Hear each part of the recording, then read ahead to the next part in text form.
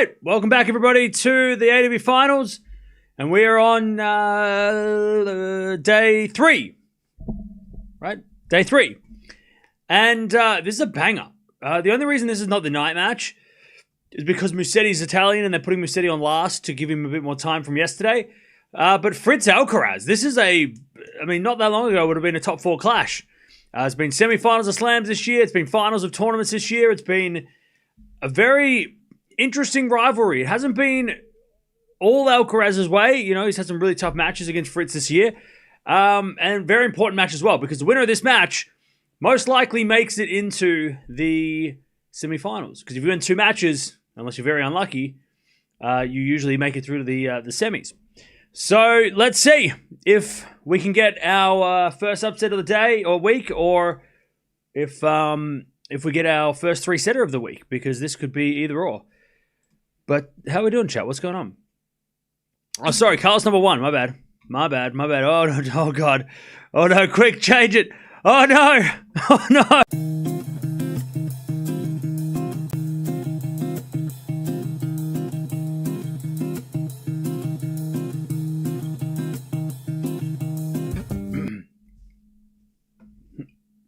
So these guys have played a lot. They've played a lot this year as well. So, yeah, let's see what happens. 5 times they've played. It's 4-1 Alcaraz, but Fritz did win a couple of matches ago at the Laver Cup. Was indoor hard courts. And, of course, the Wimbledon match was almost a 5-setter, which could have easily gone 5 sets. So, that's what's up. Now, chat, if you haven't claimed today, here is your reminder to claim your collectibles for the day. If you didn't know, if you just joined us for the first time this week, we're teamed up with Trace this year. Same as last year when we were doing the posters. They were doing the posters, and we were naming the posters, and we were going through all that.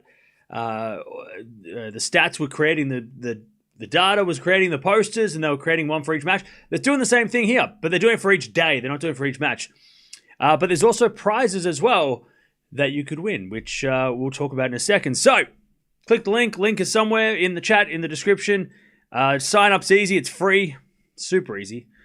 All you got to do is put your email address in, and they'll send you a code, and then you sign up, and you can start collecting.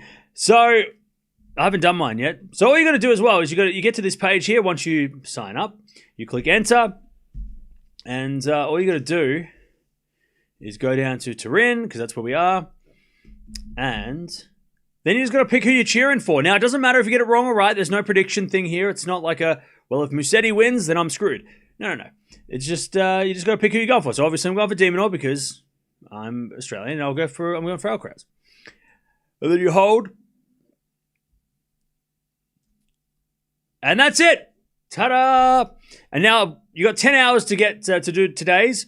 You get your daily collectible, and day 3, it has to update, but day 3 is if you've done it the last 3 times in a row, you go into the sweepstakes for the Shelton item, which is to be announced. So we don't know what it is yet.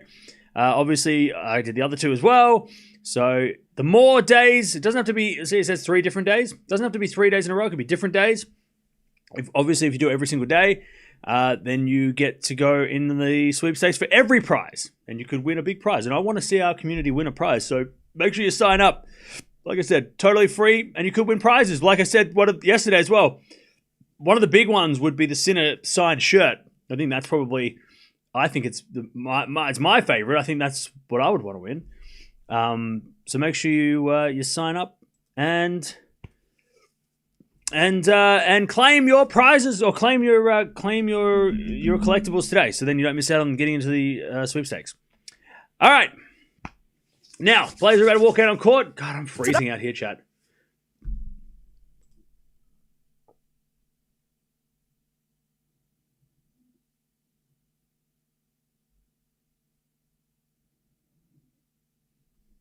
What the hell is even that? Did anyone else hear that? Did he hear that? What is going on? My computer has got a spirit in it or something. Did anyone else hear that? Where is it coming from?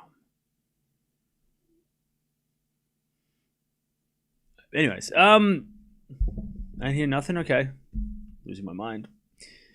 No, you didn't hear it. Okay, I just heard like a random like bleh noise. I don't know where it's coming from though. I think it's coming from inside the house. Okay, okay, no one heard it. Maybe I am losing my mind. But yeah, it's freezing in my house. My heater broke. So that's fun. So that's what I got to deal with. That's next week's problem. My heater and my air conditioner is one thing and it broke. So it won't turn on. So I got to figure that out next week. So this week, luckily it's cold. If it was hot, I'd be dead. But because it's cold, I can just survive. I can survive in the cold. The heat, I would be out of here.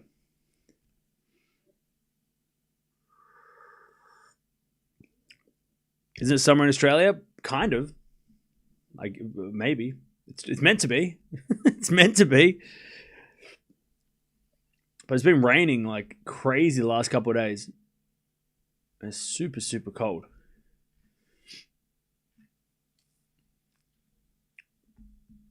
It's a chilly 6 degrees in Edmonton. Yeah, it's chilly 6 degrees here as well. All right, they're still in the player introduction or the announcement. They do like a big like interpretive dance number with crazy graphics and stuff, which is cool.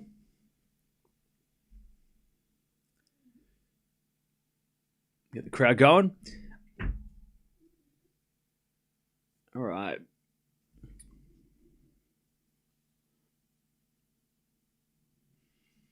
Extremely wet here in Ireland. Fair enough. By the way, thank you, Zero, for the 11 months as well as a member. Appreciate that. Thanks for sticking around. Summer is just under 3 weeks away. Cool. But in Australia, it's supposed to be, yeah. But not yet. By the way, chat, I haven't been keeping up to date with the doubles. What's been going on with the dubs? Have we got some anyone through yet? Bilal and Vavasori have won both their matches. Wow. Against the top guys. They're doing well. The Italians at home are doing well. Nice work. They won both matches in straight sets as well, so they probably get through, right? Vavasori, Bilal probably get through. The Italian pair, yeah, they're going nuts.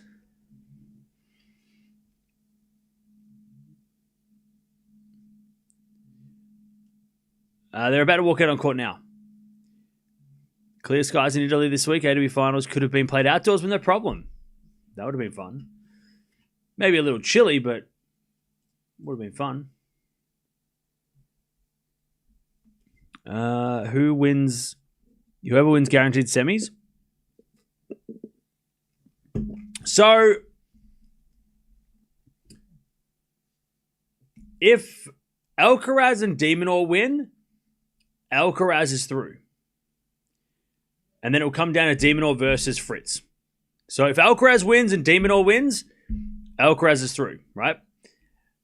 If Fritz wins and Musetti win, if Fritz wins and De Minaur wins, then Fritz is through.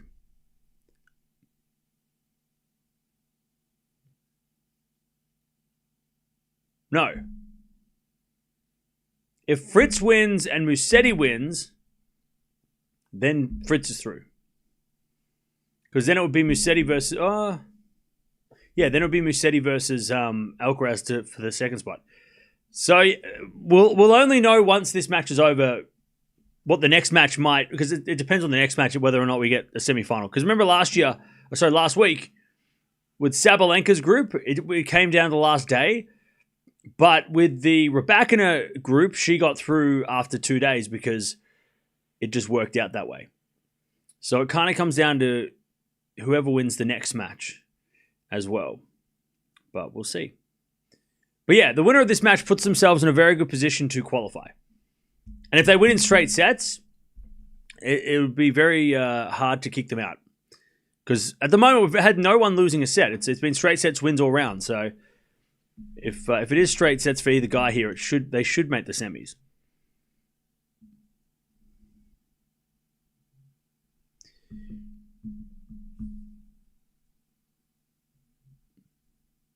Has the game already started? It's about to start. They're just walking. They're on court now.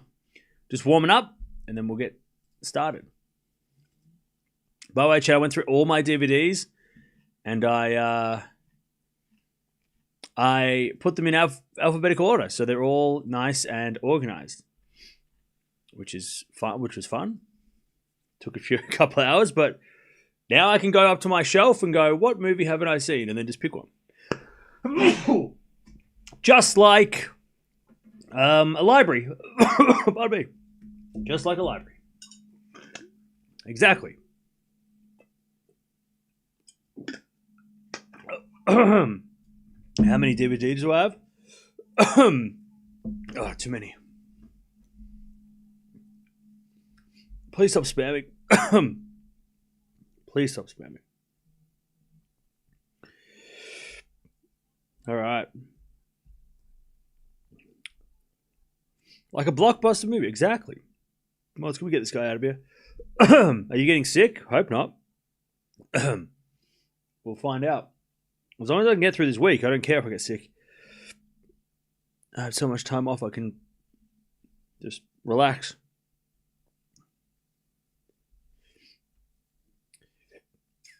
Oh, yeah, thanks, Deb. All right, they're getting photos, and then we'll get started. All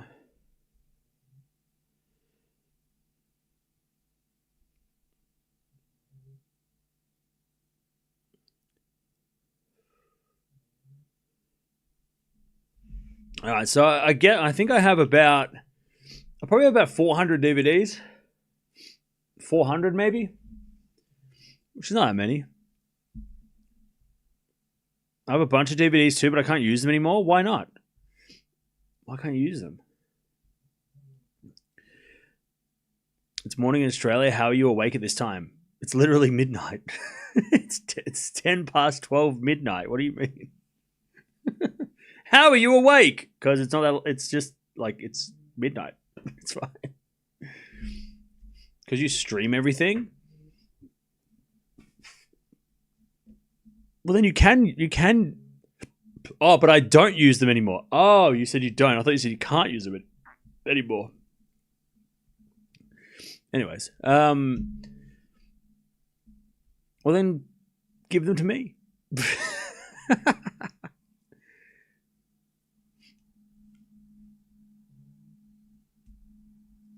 All right. They're just warming up the last couple of shots and we'll get started.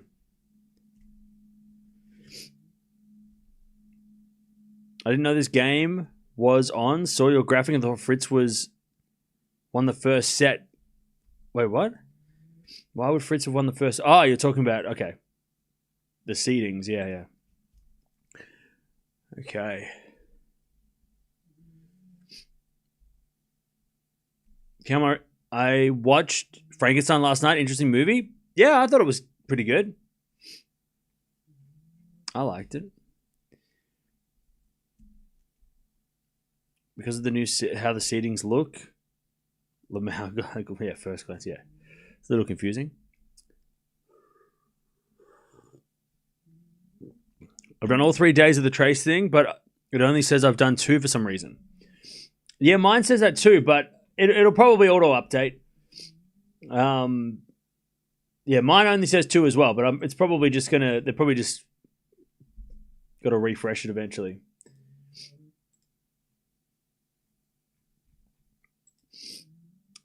If by the next match it hasn't updated, I'll let them know. Frankenstein was amazing. It was pretty awesome, eh? I thought it was good.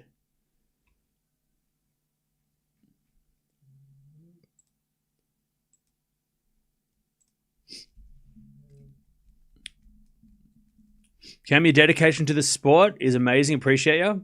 Hey, thank you. Happy to be here. You gonna watch Djokovic Piers Morgan interview tomorrow, bro? I don't know, maybe. Probably. I mean, they're probably just going to talk about COVID, and they're probably going to talk about like how they didn't like each other or something. I don't know. I'm not really a big fan of those. Like, I like the player-to-player interviews. Like, I like when Caroline Garcia is talking to somebody, or Andy Roddick, or, you know, I'm not a real big fan of, like these big podcasts, like, they feel real, like, they just don't feel like, I don't know. Like Piers Morgan talking to Kyrgios, I didn't watch that one. I just don't. It doesn't feel like tennis related. It feels like they're just talking about like life stuff, and it's like political stuff, and it'll probably end up being political, you know. Whereas I'd much rather it be like Roddick talking to Agassi, right? Because it's like they're going to talk about tennis. It's going to be like an hour full of like really good, interesting behind the scenes tennis stuff. Piers Morgan's not going to talk about tennis with Novak Djokovic. Except for like maybe what's his relationship with Nadal, like, you know, that kind of stuff. But it's gonna be real. It's not gonna be tennis related. It's gonna be like, let's talk about politics, and it's like, why does everyone want to talk about politics? It's so boring. Does anyone else find it boring? Everything's so political. I just want to watch tennis, man. That's why I watch a game. I watch a game where they hit a ball over a net. Did I watch the Jay Shetty with Djokovic into it? Yeah, see, the same thing. Like, no, I didn't watch that. Because, again, I just don't want to, like... That's not interesting to me. I'd much rather hear Andy Roddick talk to Novak Djokovic. Somebody, you know, who's... it's going to be about tennis, you know? I don't want to watch... like a lifestyle podcast, because Djokovic probably talk about his diet, probably talk about a little bit about the sport, a little bit like his exercise regime, like, you know, all that stuff. All stuff we already know, right? Piers Morgan and Jay Shetty are probably just going to ask the questions that we already knew, because they're teaching their audience who Novak is, right? We already know who he is, so we don't need that like get to know him kind of interview. I don't need that. I could watch a podcast about a movie. Anyways, or I'll just watch a movie. Who's winning this one? I'm going with Alcaraz in 3. And that forehand goes wide by Fritz. It's love 15. But you should watch it. You guys should watch it. I'm just like, it just doesn't really pique my interest. I don't know if he's going to say anything that we don't already know about tennis, you know?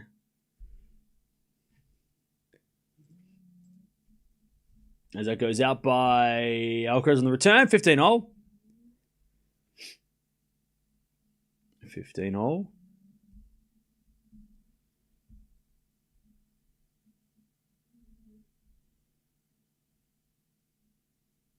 As the backhand return goes, the backhand of Fritz, backhand now Alcaraz in the net, 30-15.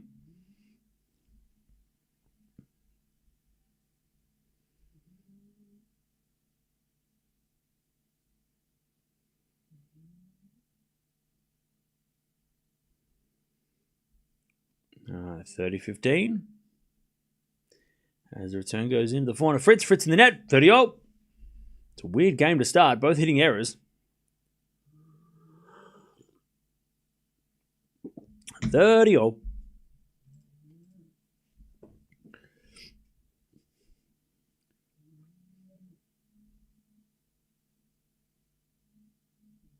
As with ace from Fritz. All right, 40-30. I don't know about you guys, but I'm really excited for this match. Well, this match is... it is this group's Zverev versus Sinner. I think Zverev Sinner will be probably more interesting, because I think Zverev has got a better chance against Sinner than maybe Fritz does against Alcaraz, right? As Alcaraz is the backhand winner. But this does feel like this is the closest match of the group on paper. Like, if anyone's going to beat Alcaraz, Fritz is probably the guy, right? And if anyone's going to beat Sinner, then Zverev's probably the guy, right? They both could win easily, but also it's the best chance that anybody else has. It's the best chance we have of one of them losing before the final. Oh, by the way, speaking of losing, so Alcaraz, if he wins this match, He only has to win one more match, which means he will be number one in the world. So if he doesn't win this match, then he has to win the next one. But also remember, Sinner has to win every match. So it's not really just about like, oh, well, if Alcaraz loses in the group stage, Sinner's number one. No. Sinner has to win every match, and Alcaraz has to win 3 matches. 2 group stage and a semi-final, but again, if Sinner doesn't win the whole thing, then it doesn't count. It doesn't matter. So, as Fritz is a lovely forehand winner, deuce. Yeah. So, Alcaraz, if he wins this match, he's only 1 win away from staying number one. Doesn't matter what Sinner does. But if Sinner loses 1 match, which the Zverev match tomorrow is, by the way, it is tomorrow night, so hopefully you all cancelled your plans, like I told you yesterday. It's a must-watch match. It's probably one of the best matches left of the year, unless we get Sinceraz's final. As with a forehand down the line to the backhand of Alcaraz. Deuce, backhand from Fritz. Again to the backhand of Alcaraz. Fritz with the forehand. Into the forehand of Alcaraz. That's a great shot. Fritz with the slice. Alcaraz on the attack. Hits a forehand behind Fritz. And Fritz in the net with a slice. And Fritz saying, I'm so slow. All right, advantage. Alcaraz. Advantage Alcaraz.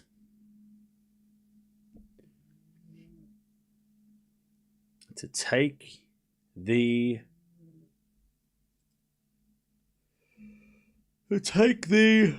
break to start this match. Fritz with the serve. To the backhand of Alcaraz, backhand of Fritz. Into the slice of Alcaraz, and Fritz with the forehand. Get the backhand of Alcaraz, Fritz, forehand cross court. Alcaraz gets it, but hits in the net. God, I'm not a fan of this court level camera. It's very hard to see down the other end, because I can't even see the depth of shot from Alcaraz. Is he hitting it deep in the court, short? Like, it's hard to tell from the lower angle. Like, depth of shot is definitely, you lose that with this perspective. Not a massive fan. That's better. Thank you. Thank you, camera producer, director person. Now I can see the entire court. Deuce. Ace out wide. All right, advantage Fritz.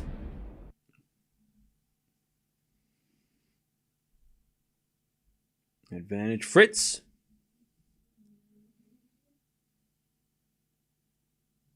As Fritz serves a let.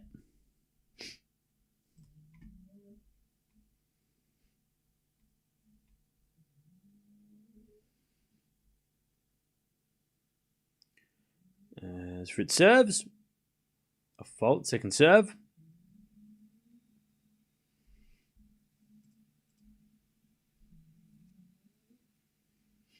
Double fault Fritz, back to deuce. God, this game is so important. Such an important start to the match for Fritz. He has to get off to a winning start, even if it's just one game. He has to win one game. I think wasn't there a stat that like the last few matches, like I think it was like before the Laver Cup, like the last couple of matches, he'd lost the first game and that left him behind pretty much the entire match. So he's got to get off to a good start. He serves an ace out wide. Advantage Fritz.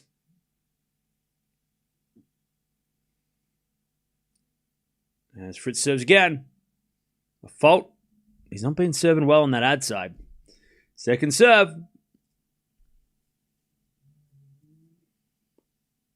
As a return goes in the backhand of Fritz. Backhand from Alcaraz goes to the forehand of Fritz. As Alcaraz backhand again. The forehand of Fritz. Cross court goes long by Fritz. We're back to deuce.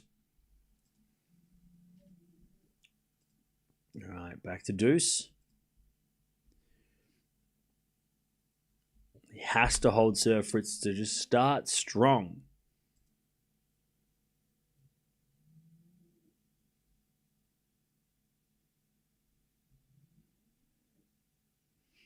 All right, as a return, goes into the forehand of Fritz. Slice from Alcaraz. Alcaraz slices again. Fritz now forehand down the line. Alcaraz on the stretch, gets it. Fritz cross court forehand. Alcaraz gets with a forehand, hits it long. That was a good rally by Fritz. Nice aggression. Advantage Fritz.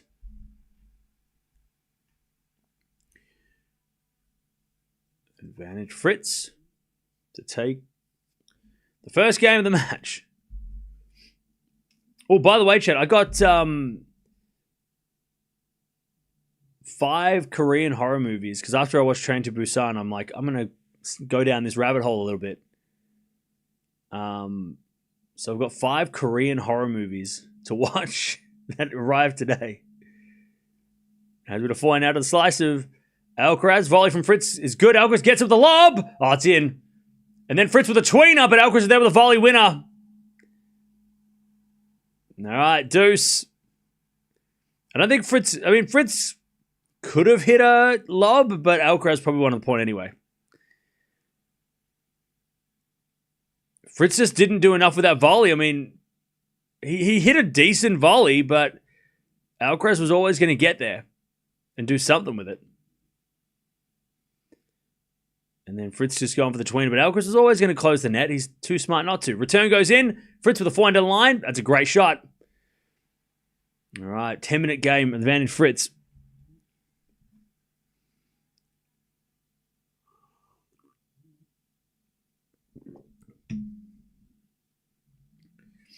All right, advantage Fritz.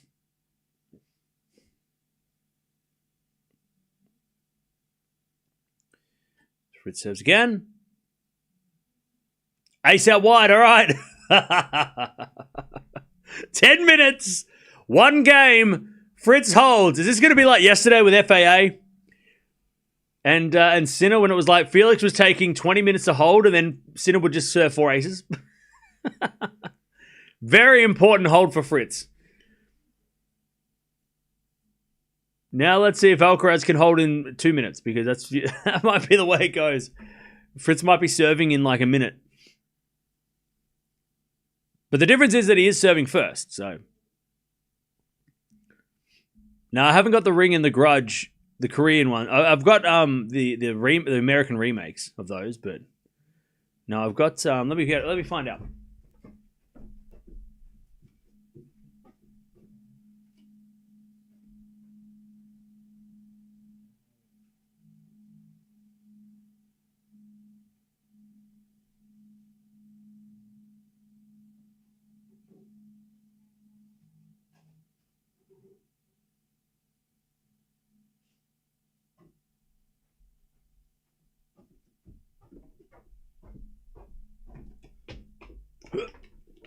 All right. As Alcaraz serves a fault. Second serve.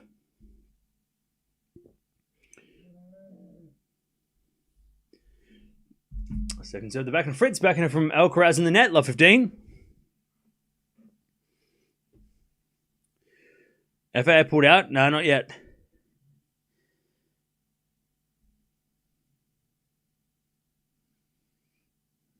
Love 15.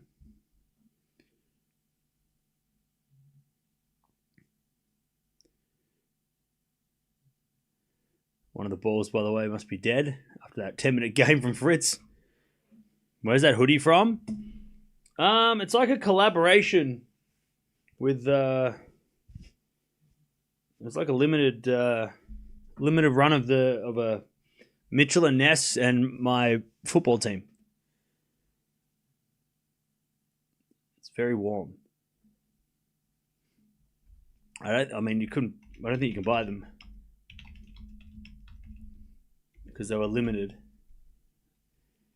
Yeah, you can't buy them. And I bought another team as well because it was really. They're really nice material and they're just really warm. All right, love 15 is Alcaraz serve default second serve.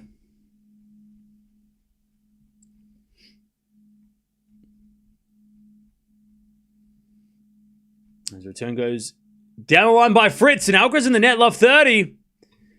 Danger for Alcaraz. Love 30. Love 30.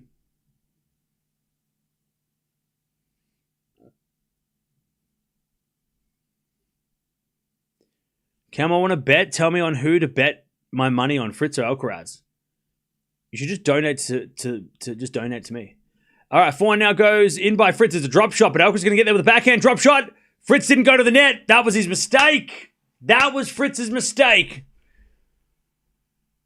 He hit the drop shot and he didn't cut off the angles at the net. 15-30. That's what he didn't do. That's what Alcaraz does so well. And that's what you should do. If you hit a drop shot, you should go to the net. As long as it's not like a terrible drop shot that's going to be smoked down, down your, through your body. If you hit a terrible drop shot, you don't want to run at the net. Or maybe you do. 15-30. Alcaraz serves a fault, second serve. Serving the back into Fritz. Alcaraz forehand to the forehand of Fritz.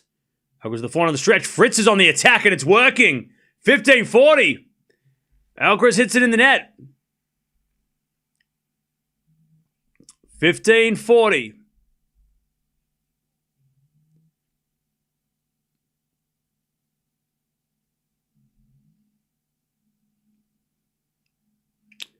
All right, 15-40.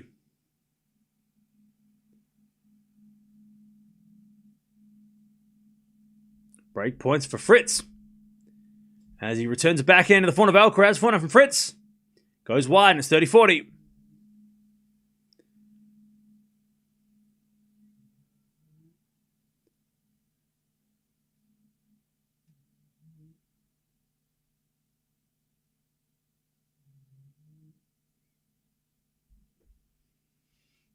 All right. Still break point, 30-40. Good serving Alcaraz and it's deuce. So, let me just show you what Fritz did in that last point because we're going to do a little bit of learning. So, Fritz, he was standing about here and he hit the drop shot about here. Alcaraz, of course, so quick, he runs to it and he goes cross court for a drop shot here. Now, what Fritz didn't do was when he hit this shot, he should have come to the net because then if Alcaraz does go cross court, Fritz can just hit it over here. Right? If Fritz is here when Alcaraz comes to the drop shot, then he's got no problem and he gets it, right? And he can cover the angle, he can cover that shot. Alcaraz is more likely to maybe go for a lob or do something else, but that would have been a much better play. Instead, what Fritz did was he stayed back here, right? And Alcaraz hit that drop shot, and then by the time Fritz got here, he hit in the net. So you got to close the angle off, right? If you're standing here and there's a drop shot here, then this guy is going to either go down here, he's either going to go cross court, or he's going to go over your head. But either way, if Fritz is at the net, he can either cover this one and hit it down here. If it's a lob, he can smash it straight down Carlos's head, or if it's down the line, he can cover the line as well. At least he can cover the shots instead of letting Alcaraz hit a drop shot return, which is what he did. We're back to deuce, which is what he did, and Fritz wasn't even there to give another shot. So if you hit a drop shot and you're close to you're moving towards the baseline, or at least you're inside the baseline, move to the net. At least that way it closes off. It makes the courts feel a lot smaller as well. Because not only would Alcaraz have to run to the drop shot, but then he would have had to try and either hit a lob, Fritz is a tall guy, or try and angle it past somebody instead of just having the entire court to hit a drop shot return, which is what Alcaraz had, and Fritz then just makes the error. So that's what Fritz should have done. As he hits a smash straight to Alcaraz, and Alcaraz in the net. But he still might get the break, Fritz. Advantage Fritz. And look, Alcaraz is so good that maybe he would have hit the lob over Fritz's head anyway, because he's that good. But still, if you're not playing Carlos Alcaraz on a Saturday afternoon in tennis, or you're playing your friend who's not Carlos Alcaraz, then you can do that. You hit a drop shot, go to the net, and that way it forces them to try and hit it past you at the net. And if they're at the net as well, then you can just hit it straight out of them. Because if you hit them, you win the point. Maybe you can apologize, but if you're friends, maybe you don't. Just watch out next time you go to the net, because they might try and hit you then. All right, advantage Fritz. As a backhand return, it goes in the forehand of Alcaraz. Backhand from Fritz into the forehand of Alcaraz. As Fritz with a forehand again to the forehand of Alcaraz. Fritz forehand, cross court. Alcaraz with a half volley, pick up. Fritz with the backhand, straight to Alcaraz at the net. Fritz could have gone down the line. He went cross court and Alcaraz picked it off. Ooh, these first two games are intense.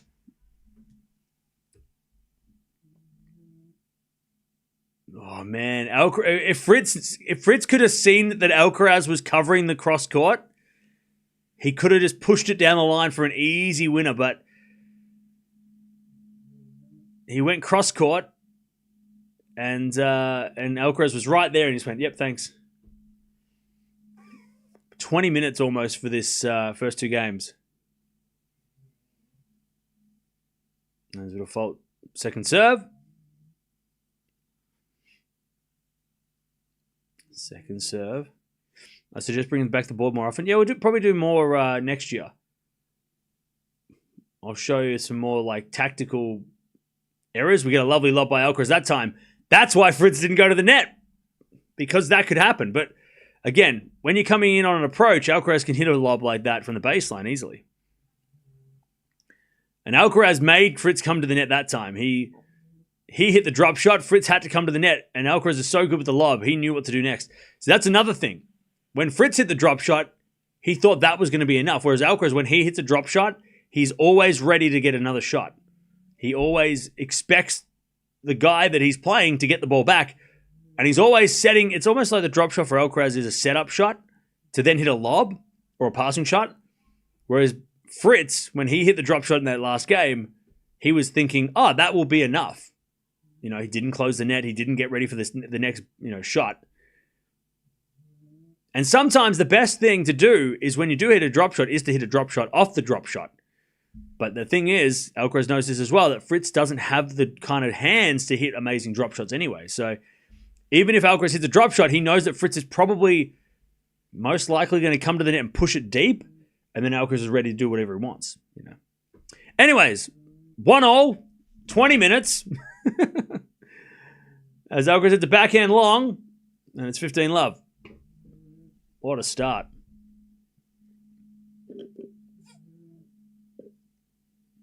What an intense start to this match.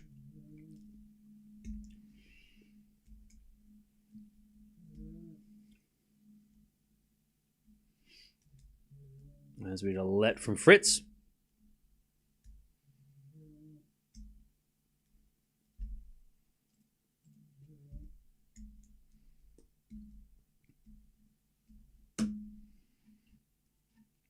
As he serves another let.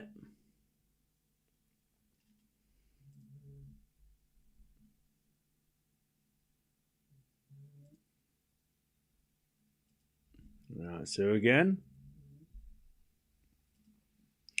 That's backhand rally. Forehand from Fritz goes wide. 15-all.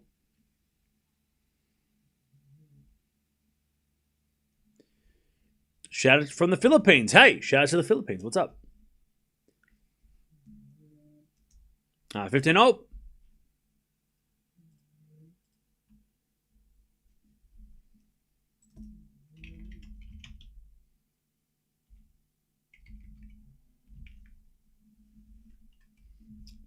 All right, 15-30.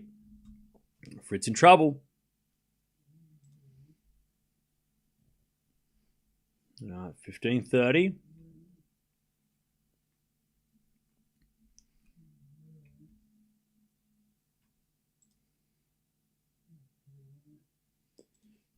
As we get a let.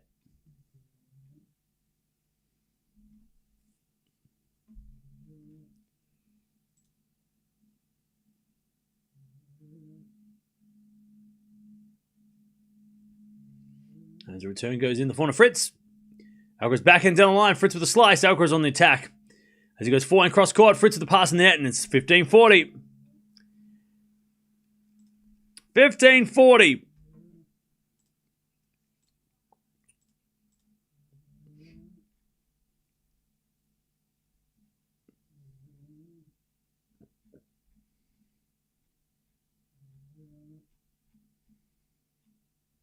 $15-40.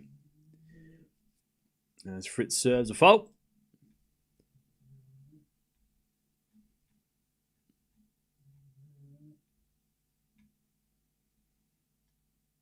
As Alcaraz with a drop shot. Fritz gets it with a pass, but it's long. All right, Fritz gets broken. Alcaraz 2-1. 2-1.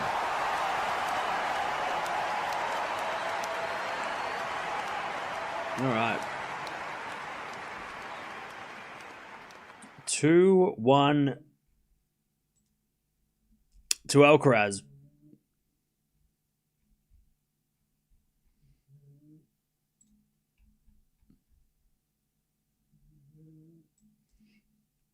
Okay. Are you all right after Big Storm? Who, what? All right. 2-1 to Alcaraz.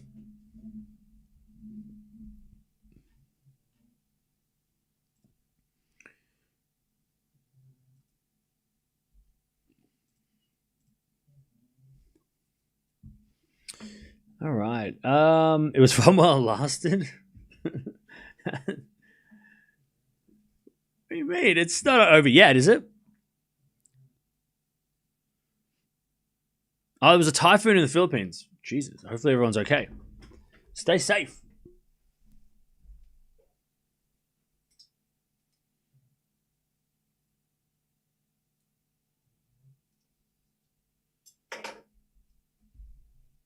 Okay. 2-1 Alcaraz to the break.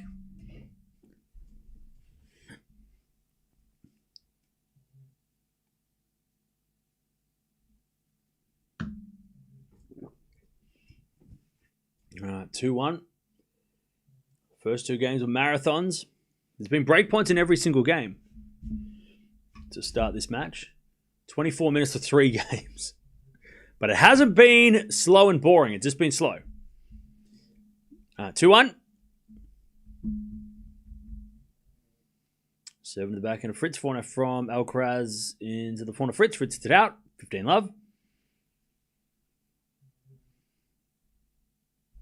15 love.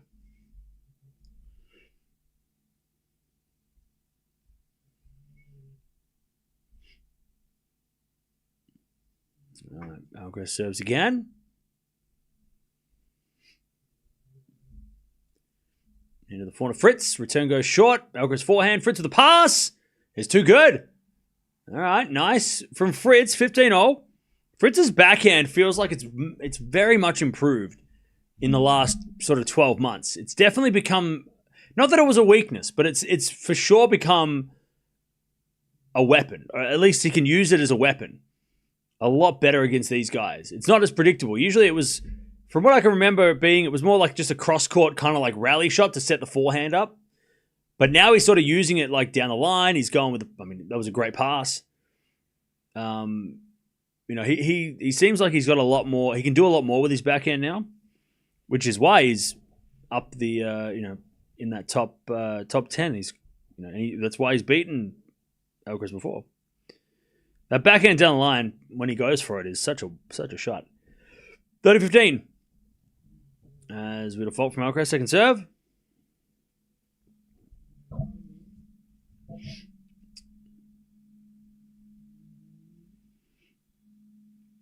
Second serve. Into the forehand of Fritz. Slice from Alcaraz. Drop shot. Fritz is going to get there with the forehand down the line. Alcaraz with the lob. And then Fritz with the backhand winner. 30-all.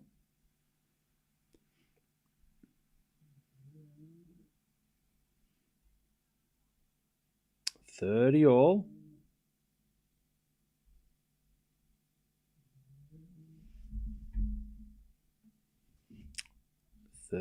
As Alcaraz serves again.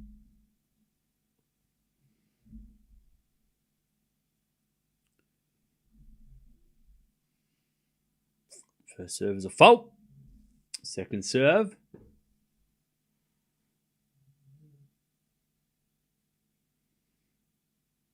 Serving the backhand of Fritz. Backhand of Alcaraz. The backhand of Fritz. Alcaraz backhand. Again to the backhand of Fritz. Alcaraz with a slice down the line. Fritz goes down the line with the forehand. Alcaraz on the stretch gets it. Fritz backhand down the line. There's the shot. Slicing the net by Alcaraz. What did I just say? 30-40. That's exactly what he needed to do, Fritz. It was a great forehand down the line and then the backhand down the line. Both of them like right next to the line as well. It had to be that good. All right, 30-40. To get back on serve.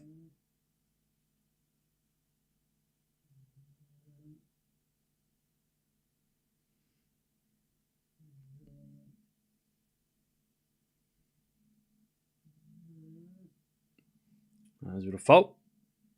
Second serve.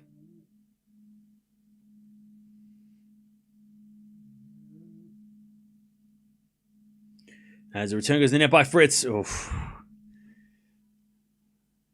Deuce. Oh, he went after it. It was the right play.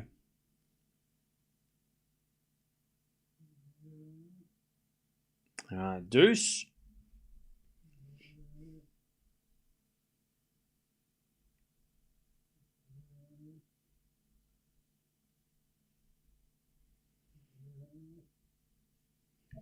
There's a bit of form from Alcaraz down the line. Oh, but he missed it. He just missed it.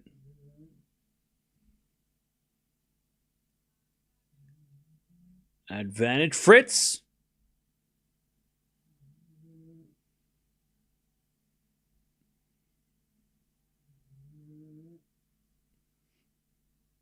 Advantage Fritz.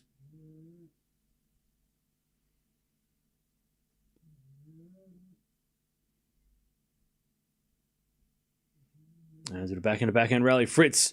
Cross-court backhand. Slice Alcaraz goes in. Fritz with the forehand. Alcaraz gets it and shanks it long. We're back on serve. Ooh, okay. All right. This has been such a tough, 4 games. Every game's gone the distance. 30 minutes, 2-all. Fritz is hanging on, hanging with Alcaraz here. Alcaraz is, definitely dictating the rallies more, but Fritz is hanging on. He's hanging in there, both playing 6-minute games to start this match on serve.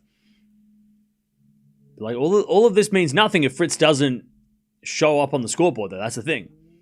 You can hang with Alcaraz on that level for a couple of games, but Alcaraz is going to play we'd expect Alcaraz to play at this level for most of the match. Can Fritz? As with a forehand in the net from Alcaraz is giving away some free errors as well, which is definitely not. I'm sure Fritz isn't complaining. Probably. All right. 15 love. Where's all those people that were saying, "Oh, Fritz, what happened?" Oh. you gotta give it at least a couple games after.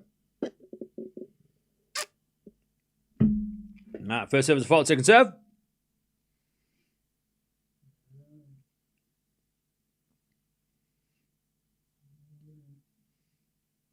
As Fritz in the net, 15-all.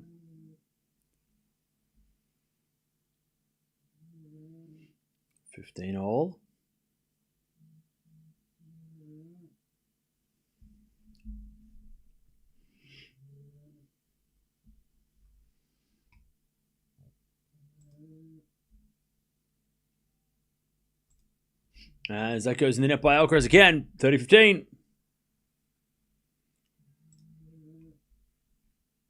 30-15.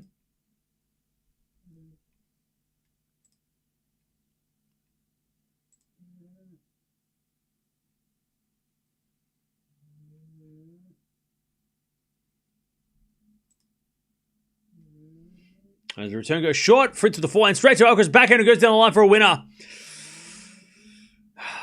30-all.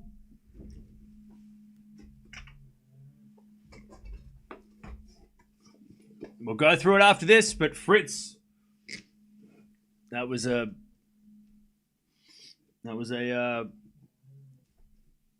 and he knows, a bad mistake. All right, good serve down the tee, but it's called a fault. Second serve.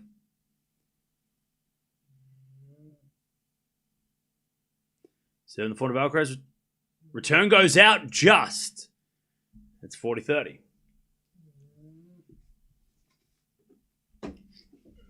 Oh, 40-30. I got to get this whiteboard on the wall or something. Maybe that's what I need to do. Maybe that's what I'll do. I'll put the board on the wall. We can go through it. Fritz with an ace. All right. We won't go through that other point because Fritz won the game, so it doesn't matter. Didn't cost him anything. All right.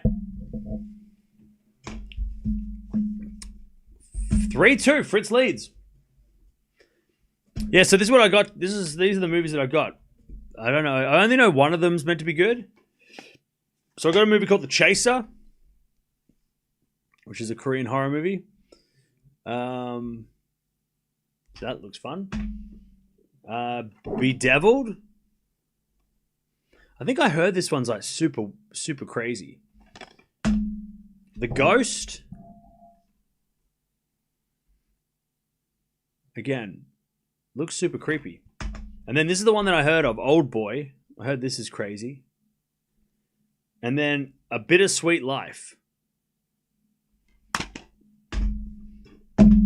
So yeah, we'll see what they are like. See if they're any good.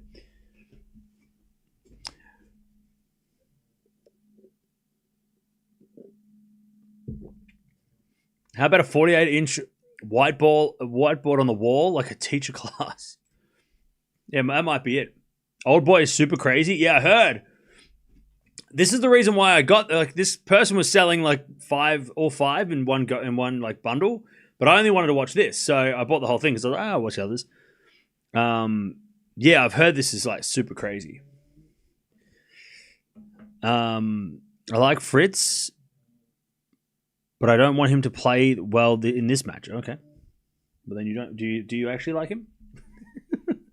You like him, but not today. Don't watch Old Boy. It destroys your mind. It's warped to think that someone thought of that story. Okay, I'll be careful. All right. 3-2 Fritz. As with a backhand now from Fritz into the forehand of Alcaraz. Alcaraz in the net. Alcaraz's forehand does not work. And it was also a problem against Demon. When he was up 4-1 and then Demon came back, it was the forehand that was falling apart for Carlos. His forehand is not working properly in this tournament. It's definitely could be better. Old Boy is so disturbing. There's an American version with Josh Brolin. Is there? Oh, I got to watch that because Josh Brolin, I like Josh Brolin. All right, love 15 as the return goes into the backhand of Alcaraz and he hits a winner down the line. 15-0. 15-0. 15-0.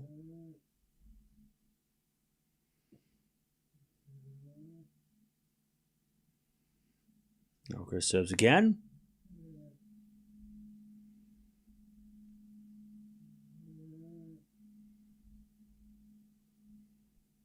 As the return goes in the forehand of Alcaraz. Backing up from Fritz. Goes long. And it's 30-15.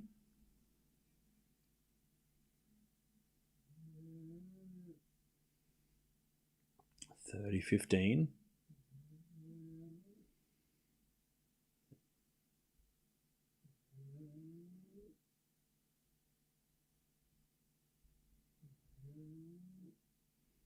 As the return goes into the backhand of Alcaraz. Drop shot's good. Fritz gets it. Alcaraz pass. Too good. Lobs over the top of Fritz. 40-15. The thing about with that drop shot, I mean, there's nothing Fritz can do. Like, even if he got there, I mean, he was just trying to get it back. I'm like, oh, maybe he could have hit a drop shot off that drop shot. But even then, he's just trying to get it back. He's not trying to, he's not trying to win the point. He's trying to stay in the point, But it's just crazy. And again, it's one of those things where Alcaraz, he's ready to hit the lob. Like, the drop shot is the setup for the lob, right? It's not the finishing shot. Whereas a lot of players will hit the drop shot and just be like, oh, that was lovely, and then not be ready. Where he is like, I'm hitting this shot to then go with this shot. He can either hit a lob or a passing shot. He had the whole court. 3-0. Have I seen Hellboy? Yeah. I've got Hellboy on. I have to watch him again. I haven't watched him for a while.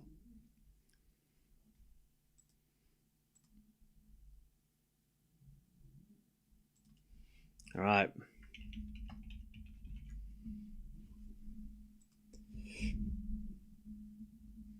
As Fritz comes in with a smash, puts it away. 30 love. 30 love. Korean movies can be good. Yeah. Korean horror. I mean, that's where all these like American horror movies started, right? There's a lot of those like early 2000 American horror movies are adapted from Korean horror movies.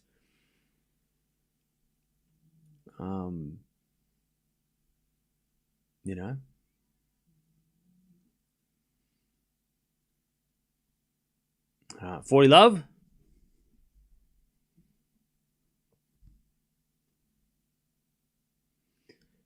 Fritz to hold. Good serve down the tee. Alcaraz gets back. Oh, then Fritz over hits a forehand. It's 40-15. It's going to say easiest game of the match so far, but not yet. Yeah, The Grudge and The Ring were originally Korean horror movies that were adapted for English American audiences.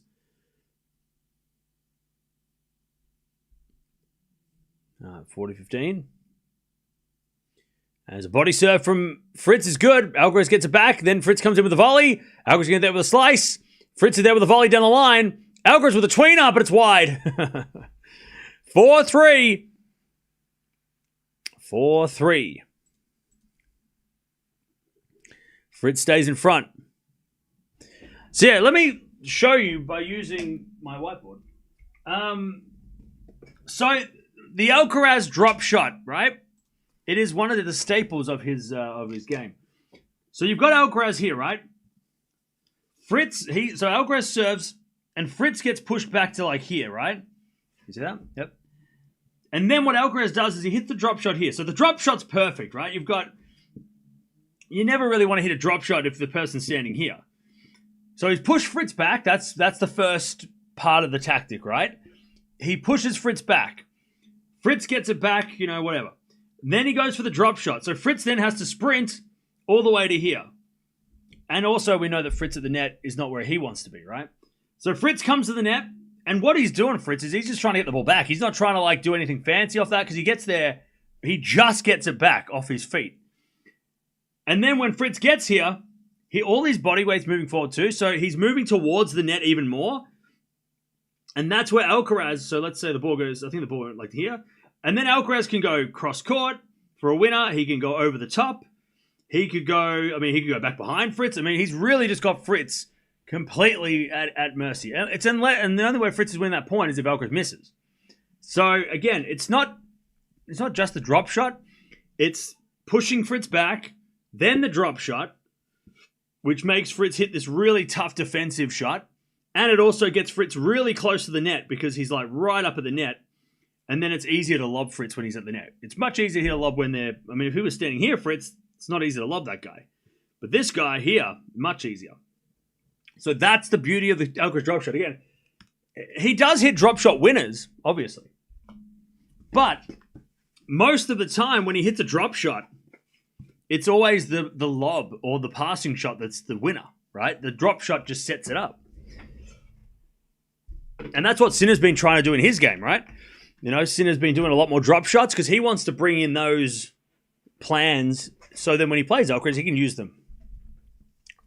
But I don't know if anybody else, besides pure clay court tennis players, use the drop shot more than Alcaraz as a tactic. Who else hits a lot of drop shots?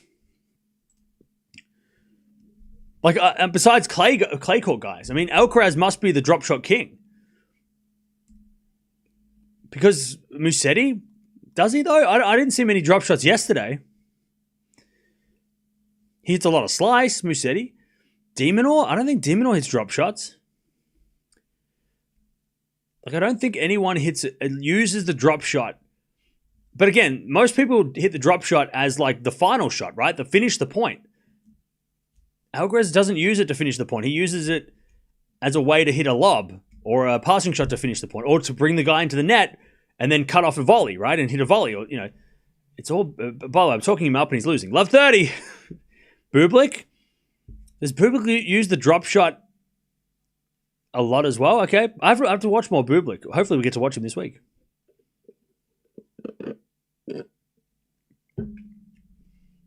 Love 30. Chance for Fritz to get the break here and lead.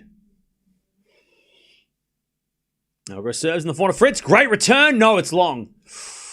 Fritz had a chance. He knows it too. He had Alcaraz serving and volleying, and Fritz had an opening down the line to go, and he overhit it. It would have been a crazy shot. All right, 15-30.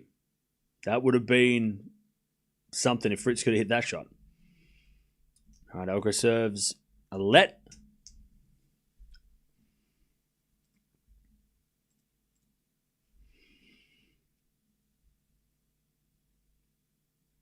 All right, 15-30.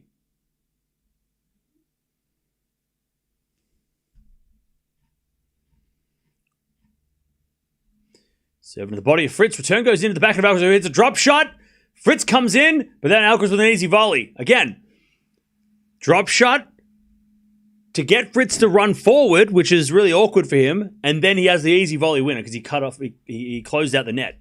So that time, and I would love to see, and I'm going to try and take a mental note. If Alcaraz is inside the baseline, hits a drop shot, does he go to the net? And if he's behind the baseline, does he stay back? Like, I want to know, like, I want to try. I mean, I would love to see a graphic of that. I don't know if that's even possible, but this is like a drop shot clinic by Alcaraz in this match so far, which is credit to Fritz because it's making Alcaraz play. You know, he's not just getting easy points. Alcaraz, he's had to work really hard for this match, and Fritz is making him work. Good winner there from Fritz, 30-40. But the fact that Alcaraz has hit at least 5 to 10 drop shots is showing that Fritz is making Alcaraz think. And he's putting pressure on Alcaraz to have to do a lot more variety, which we all know he can do, but it's just showing that Fritz is really, really working Alcaraz today. All right, breakpoint Fritz for a 5-3 lead. As Alcaraz serves. Into the forehand of Fritz, return, into the back of Alcaraz. Fritz in control, but he overhits a forehand. Oh, man. Bad miss by Fritz. And he knows it. God, that was an opportunity. The return was great, and he had the shorter ball, and then he just overhit it. Oh, and he knows, so you can tell by the reaction, you're like, yeah, he had, like, that was such a chance. All right, deuce. Because he might not get another one. I mean, Alcaraz can hit 2 big serves and we get to 4-all, right? Can we look like you're cheering for Fritz in this match? Well, yeah, because if Fritz wins the first set, it makes it more interesting. As we get a backhand return for Fritz. Oh, it landed in. Wait, no, it did. Yes, it did. It was in. The backhand inside out was good. All right, advantage Fritz. And I want to watch 3 sets of this match. So if Fritz wins the first set, we're probably going to get 3 sets.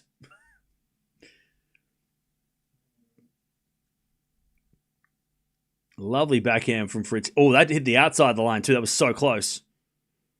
That almost went long. Anyways, Alcaraz serves out wide. Fritz gets it back, but it's going out. Alcaraz too strong. Back to deuce. All right, deuce.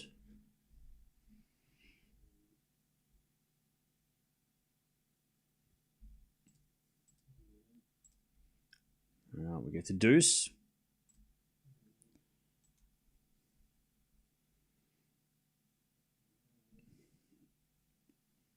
Alcaraz serves again. An ace down the tee.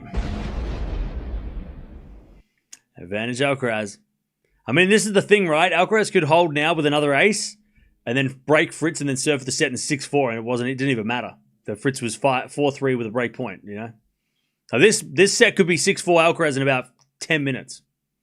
And everything that happened before that doesn't matter. It's like yesterday with FAA and Sinner, right? As soon as Sinner got that break, it was done, even though I know Felix was injured. But it's like Fritz did well, but he's got nothing to show for it if he doesn't win the set. As that goes in from Alcaraz on the forehand, 4-all. This is going to be the biggest game of the match for Fritz. Because we know how many, I mean, we've seen it so many times with these great players when they face a break point at that sort of opportunity, you know, and they give a chance to their opponent, but the opponent doesn't take it. Alcaraz then just, you know, wins 15-40, and then it's 5-4 Alcaraz, right? Fritz needs a good service game here. He serves a fault. Second serve.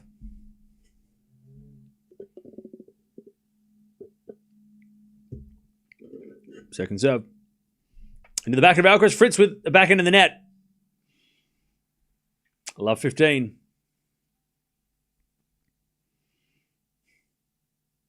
Love 15.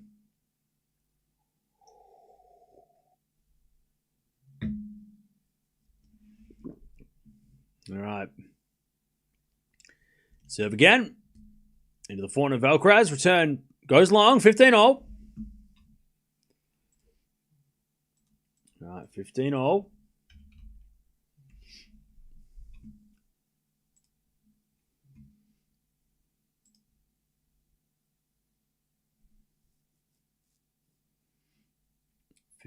As we serve into the back of Alcaraz. Return goes long. All right, 30-15. There's the serving that Fritz needs. 30-15.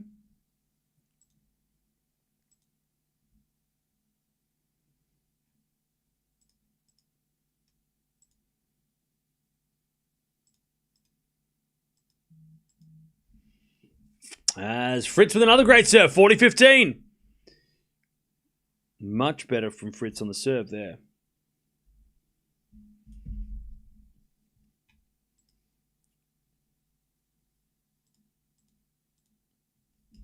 All right, serve again. Out wide. Alcaraz gets it back. Fritz backhand. Alcaraz with a one-hander down the line winner. Oh, man. You knew, like, Fritz was going to hit a cross court, and Alcaraz knew that. And then he goes, oh, well, I have enough time to hit a one-hander now. Okay. It was like, what? Was it Roger Federer? No. It was like, it was a terrible technique-wise, it was a horrible one-hander, but it was more just like a deflection down the line. But Fritz wins the game anyway. All right. 5-4. Massive game for Fritz for that one. Okay. And Alcaraz will serve to stay in the set. What a shot. Yeah. Crazy. He knew it. As soon as he hit it, Alcaraz, he started moving. Like, he could tell that Fritz was going to go cross court. Like, he knew it. He knew it was going to happen. And then just like little one-handed down the line. Easy. Who's the best Czech player right now? Best Czech player right now. On the men's side, I'm guessing you're asking. Best Czech player, I would say, Menchik definitely has, he has the Miami title, but I would say Lehečka's probably a little more consistent. Little bit. Because Menchik is going to be the best Czech player. I think once he stops getting injured and doesn't get as injured and can be a little bit more consistent. Because I think Menchik lately he's been dealing with a lot more little injuries here and there. Whereas Lehečka's sort of been on and off, and he's also his consistency is a bit all over the place too. But he's been more consistent this year, I think. So I'll say Lehečka is the best Czech player, but Menchik is right behind, and I think Menchik will overtake him once he can figure out his fitness, because I think that's a little bit. Not his fitness, but his if he can manage the injuries better, or if the injuries go away. Menchik's got a way bigger game and much scarier. Whereas Lehečka's game's kind of like a Rublev, Whereas Menchik's more like a Medi. I think that's probably again, I haven't watched enough of Menchik recently. Maybe he's more aggressive than Medvedev, but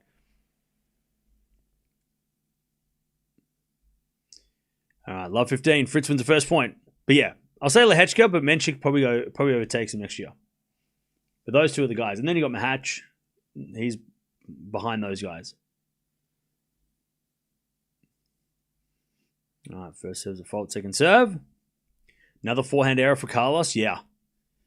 His forehand is struggling. As we return now to the forehand of Alcaraz, backing it from Fritz. Into the forehand of Alcaraz is Fritz. Forehand goes long, 15-0. All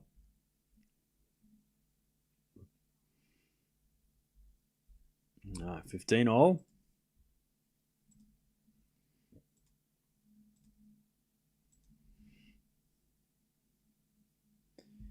15 all. I'll tell you what, Fritz breaking here would be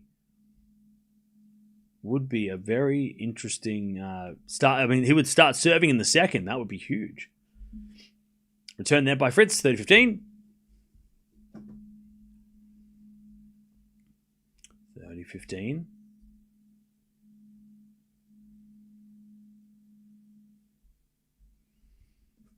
Serve again.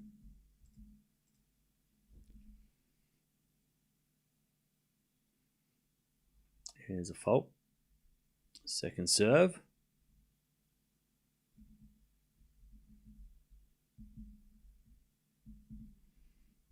Serve in the back of Fritz. Great return. Slice Alcaraz goes into the forehand of Fritz. Alcaraz to the forehand of the stretch. Fritz comes in with a drop volley winner. Beautiful attack by Fritz. 30 all. I tell you, Fritz feels like he's been... Like, Alcaraz is definitely not playing his best. The forehand errors will show that. But Fritz, it feels like Fritz is, like, playing at a pretty big level. Like, Alcaraz is obviously not playing top level, but he's still playing decent, Alcaraz, besides the forehand errors. But Fritz's level feels like he's really, like, pushing Alcaraz here. Really, like, frustrating Alcaraz, you know. All right, first there's a fault. Big chance for Fritz here. Second serve. Serve to the forehand of Fritz. Return to the backhand of Alcaraz. Fritz with the backhand. Can't get it. Alcaraz too good. There's a big second serve by Carlos. 40-30. Big second serve.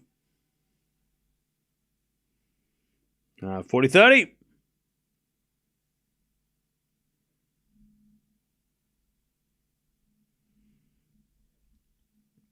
40-30, Alcaraz to level.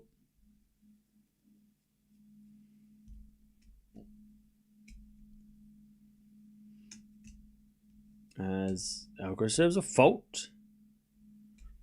Second serve.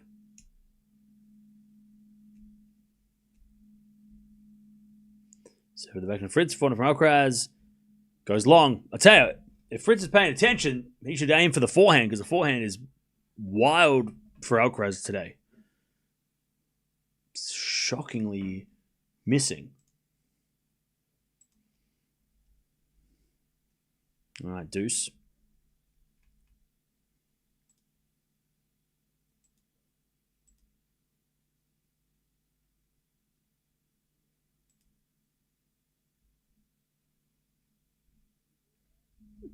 All right, as we get a fault. Second serve.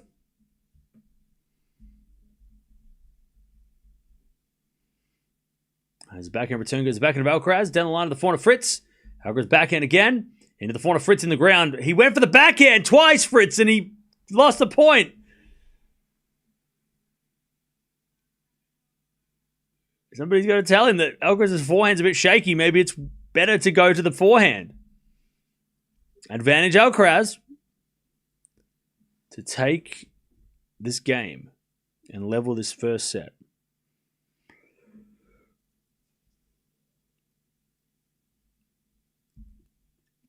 All right, serving the back of Fritz. Forehand from Alcaraz is a drop shot, but it's in the net. That was on the forehand side. And we're back to deuce.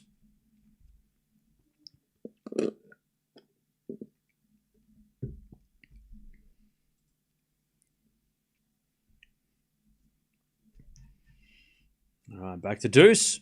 We've had no set points yet.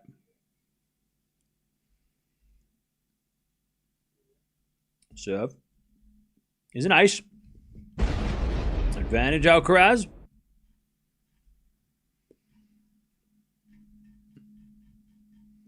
To level this first set. By the way, Alcaraz has won 10 of 11 net points. Fritz has come to the net 17 times. What? Backhand from Alcaraz goes to the backhand of Fritz. Fritz in the net, 5-5.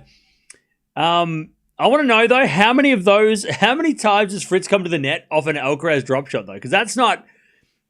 There's two different things, chat, when you're watching a tennis match to consider. When you see net points played, there's one where you actively choose to go to the net, right? You want to go to the net, you hit a hard approach shot or you hit a good approach shot, and you charge the net. And then there's ones where your opponent makes you come to the net. which is what Alcaraz does, right? He's like, drop shot, come on, come to the net, come on. And then he hit a lob, right? He wants you to come to the net. So I want to know, out of all those points, how many of those points at the net has Fritz been, he's been brought to the net. He doesn't want to come to the net, but he has to, because otherwise he's going to lose the point. So he has to defend, right? I'm sure that like at least 10 of those points have been because of Alcaraz. Not because Fritz wants to be at the net, but because Alcaraz makes him come to the net. Because if he's only won 7 out of 17, again, that makes me think that Fritz is not actively coming to the net. All right, that was a good smash by Fritz in the net. He meant that one. He meant to come to the net that time. 30 love.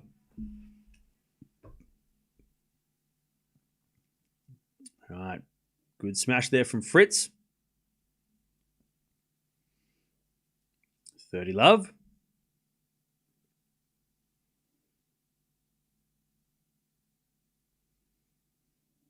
There's a bit of serve out wide the front of Alcaraz. Alcaraz hits it wide. 40 love. 40 love. Fritz loses this set he done. But he's not going to. He's going to win the set. To make it interesting. 40 love. And then a let. Chad, do you reckon we should get rid of the let? One in the chat if you think we should get rid of the let. 2 in the chat if you think we should keep it. I feel like getting rid of the let and making it like play on would be very interesting. Imagine if it hit the net and dribbled over the net on a match point. Anyways, backhand goes wide by Alcaraz and it's 6-5. On the fence about it. I feel like it's... I don't know. I feel like if it's gone, I don't think it makes... Like, it would be interesting to just experiment with it not being around. Like, if we played off the let, that would be interesting. Just for a match. Just to see if it makes a big difference. Because I feel like we get a lot of lets that just like hit the net by like a tiny bit and that doesn't affect the serve at all.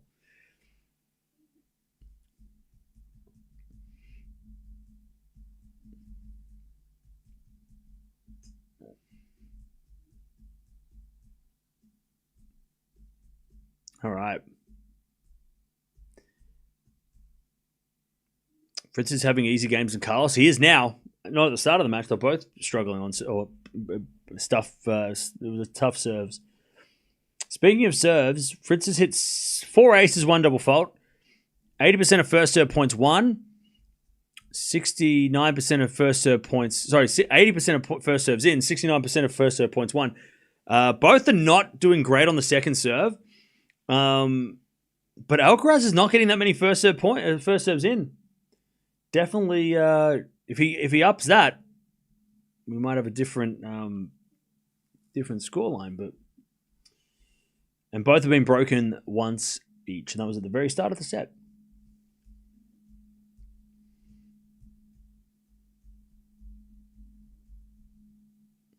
All right, let's see if Alcaraz can take us to the tiebreak.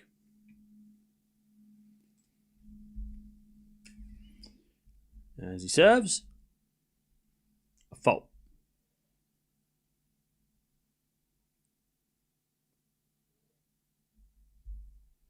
Second serve. Back into Fritz. Alcaraz forehand. Goes long. Love 15. Hitting the net could also work against the server. Yeah, I mean, yeah, it can. Because if it hits the net and it goes up in the air really high and bounces in for a let, they could just come in and smash it away. I mean, it's not always just going to hit the net and like dribble over. Could always hit the net and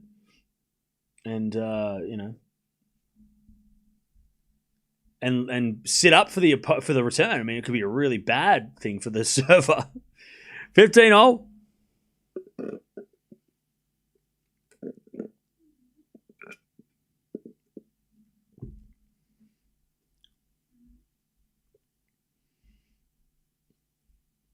As a return goes into the net by Fritz, 30-15.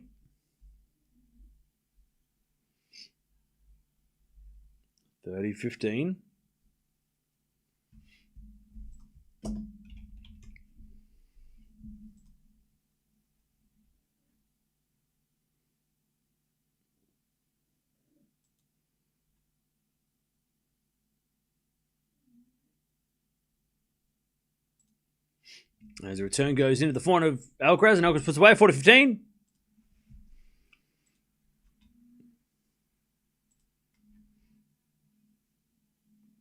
$40-15.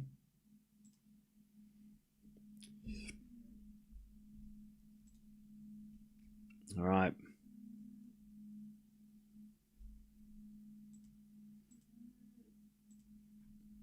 $40-15. To serve out why the forehand of Fritz. Forehand from Alcaraz in the net. 40-30. I could ask AI, but has Fritz ever beat a Spaniard? Why would you ask AI? Why would you ask AI? They'll probably get it wrong. Now, if I disappear, you know what happened. Yeah, Fritz beat Alcaraz at Laver Cup. He beat Baena in Canada. He beat Fokina at Wimbledon and Eastbourne this year. And he's also beaten a lot of other Spaniards over the time. So the answer is yes. He's actually beaten 24 times he's beaten Spaniards. Why would you ask AI? Don't make me redundant yet. 40-30. As the backhand return goes in the forehand volley of Alcaraz, Alcaraz puts it away. And we're going to a tiebreak. Who's got the tiebreak, chat? Let me know. I think Fritz has to win the first set. But I'm going to go with Alcaraz anyway. Who's winning the first set tiebreak, though?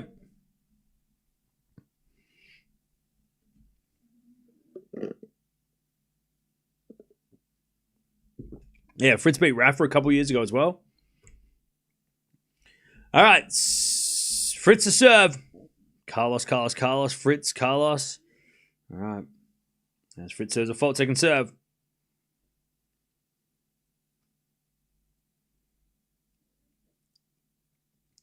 As the return goes out by Alcaraz. 1-love Fritz.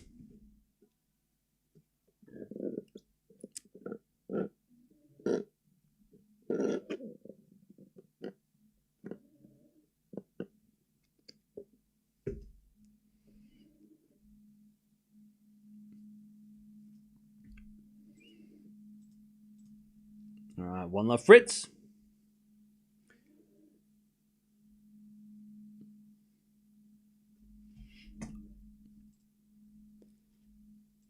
As Alcaraz serves a fault. Second serve.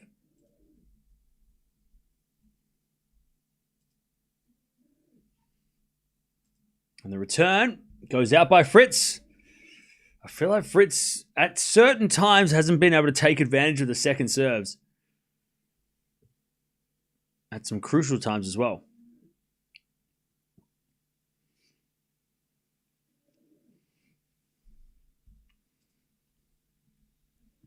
All right, 15. Sorry, 1-all. We're in a tiebreak. Drop shot Alcaraz. Fritz going to get it. With a forehand down the line. Alcaraz goes with a slice cross court. And then Fritz backhand down the line winner. So there, Alcaraz makes a rare error on a drop shot. So Alcaraz, he stands inside the baseline. He hits the drop shot. Fritz gets to it. But instead of Alcaraz making a decision to go to the net or stay back, he kind of stands in the middle, which is called no man's land.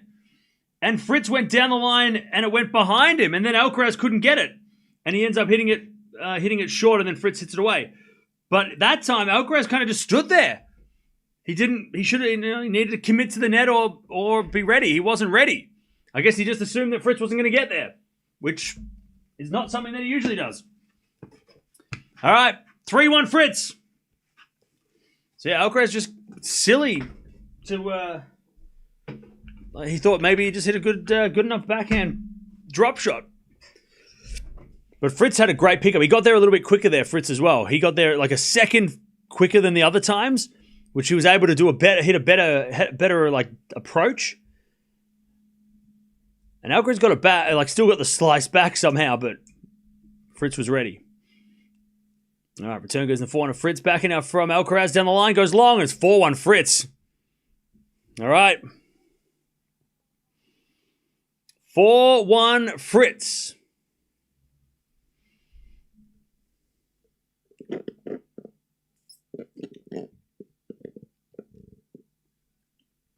All right, 4-1.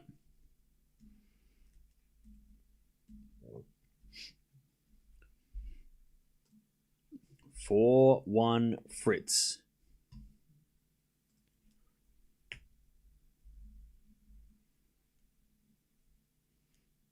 As Alcaraz serves. A fault. Second serve.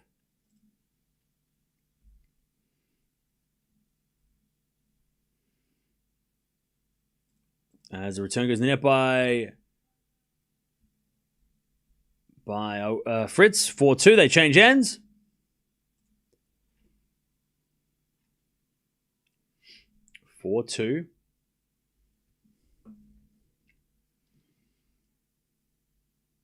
It's only 1 mini break.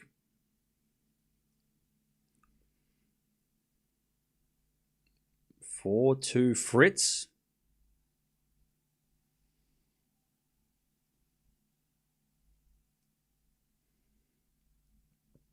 As Alcaraz serves again.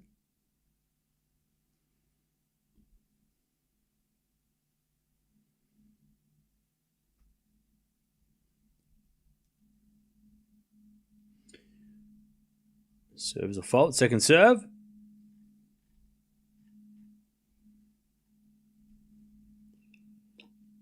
Second serve. Into the back of Fritz. Back into Alcaraz. In the net. 5-2 Fritz. And now he's got too many breaks. He's got to serve for the set.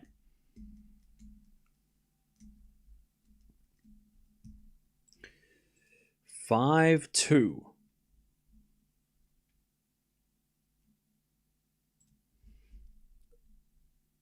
And an ace. That's what he needed. All right, Fritz. He's got 4 set points to take the first set.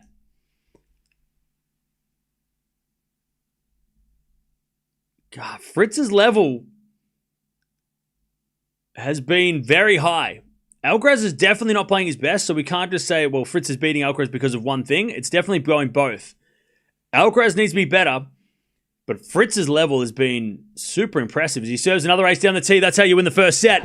Back-to-back aces. He's got more aces this year than anybody else, and that includes Riley Opelka.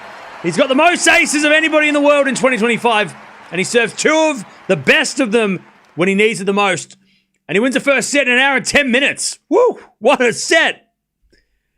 Finally, we're getting something happening. The first 4 matches were close but predictable.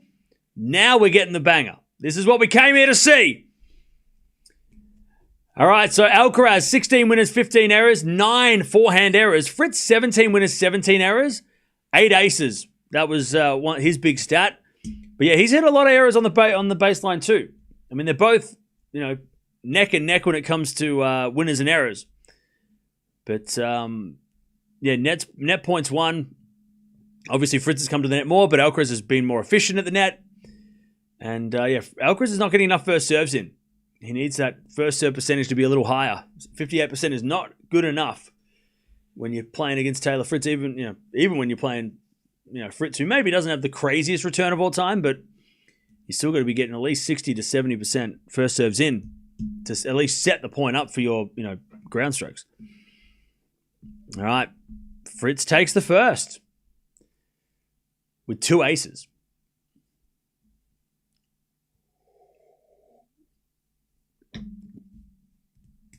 All right. You think Carlos comes back? I think so. I think he'll fight back in the second set for sure.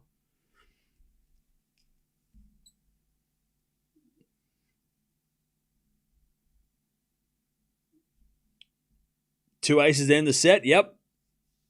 Great serving for Fritz to end the set. Yeah, Alcaraz needs to get that forehand working, but also get those first serves in. Those are the 2 things that are missing from his game. I mean, that's the thing, though, with Alcaraz, right? It's like he didn't play the greatest set, but he still he still got to a tiebreak.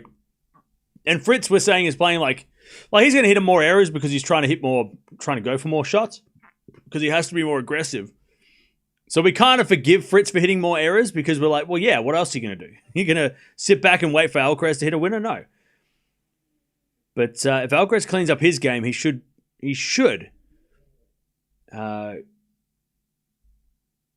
he should be able to fight back a bit here. Again, he missed the first serve, though. That first serve percentage needs a boost. The return goes to 400. Alcaraz, 400 from Fritz. Fritz hits it out. 15 love. 15 love. By the way, chat, we've got Demonor versus Musetti in about 5 hours. That's the night session match.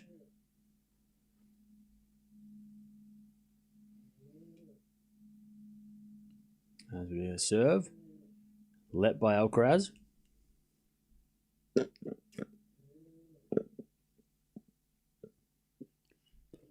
Oh, the amount of people that as soon as Alcaraz loses a set talk so much rubbish. 30 love.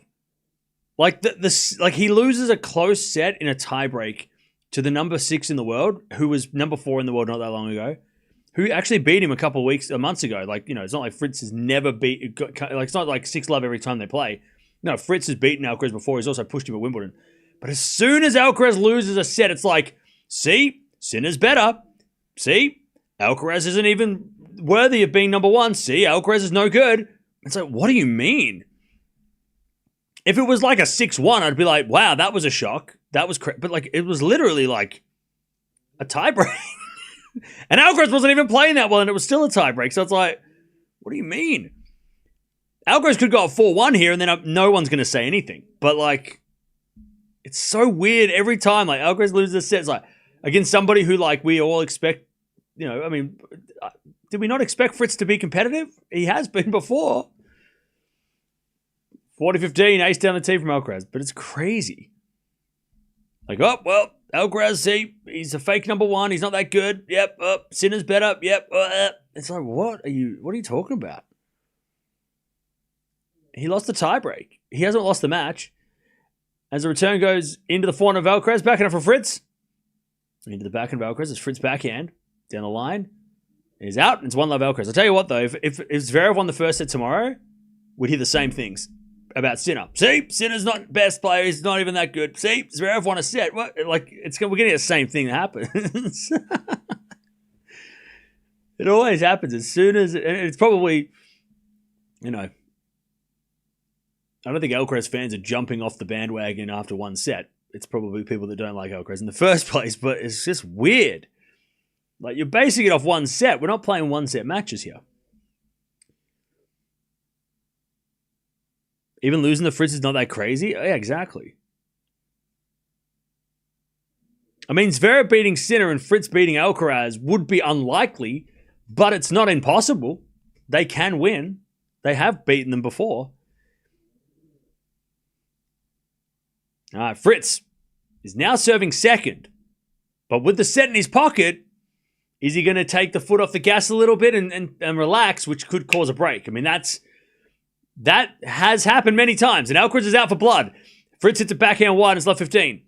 Like, Alcaraz could be up 3-love in about 5 minutes. And that first set feels like it was 3 hours ago. All right, love 15. Fritz needs to keep that level, that intensity. If he lets up a little bit, we're going 3. No cam. Carlos's focus is not the same as US Open and Tokyo. This is a worry. What? You got to watch more tennis. By the way, I feel like we should, now that we've had like a couple of months since the US Open, we should probably look at the US Open run by Alcaraz as one of the great level, like his greatest level. Like, that is the best Alcaraz we've ever seen. That US Open run was like top level Alcaraz. But we shouldn't expect that to be his normal level. Because at this stage, we haven't seen him replicate that. Also, he was injured in Tokyo. He did roll his ankle in like the first match. So, I think we should be a little bit forgiving of that. But like that level of Alcaraz in US Open, I think that's like, we've never seen Alcaraz play better consistently for a whole 2 weeks. But we shouldn't look at that and go, well, that's Alcaraz's normal now. And if he doesn't ever play like that again, then he sucks. That's stupid to think that way. That's the best he's played ever. Consistently. So we should probably look at that as like, that's his peak, right? And he'll probably get to that level again many times. But like, that is the level that we can't expect him to play like that every day. That's crazy, right?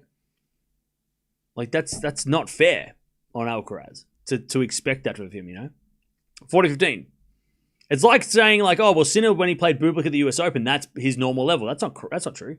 Because then, like, look what happened when he played FAA a couple of days later. He didn't play that level, and, you know, we can't expect it from him. We can say that was crazy and it was awesome, but we can't be like, well, that's normal now. That's not normal. As we're backing on the stretch from Alcaraz, and the back of Fritz. Fritz in the net, 40-30.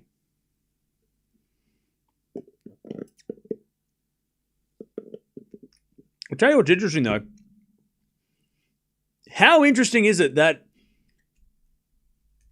Zverev is kind of like Sinner's problem, and Fritz is becoming Alcaraz's problem? Like, it's nice that there's... I know that for the neutral fans, right?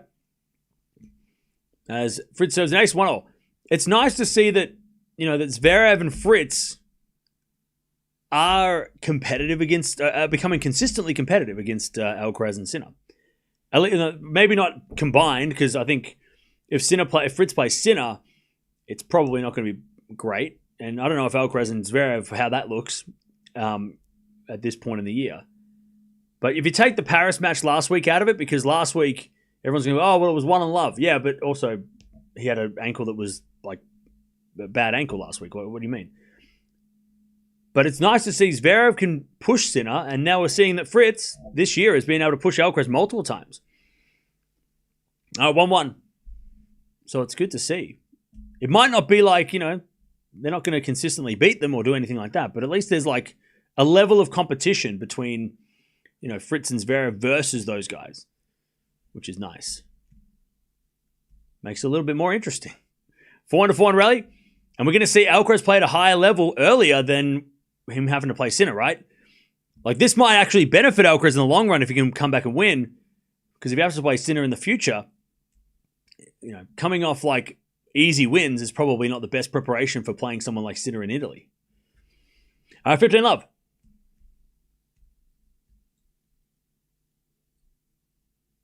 And the default second serve.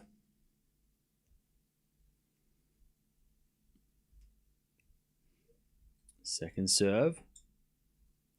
Into the back end of Fritz. Backing up from Alcaraz is in the net. 15-0.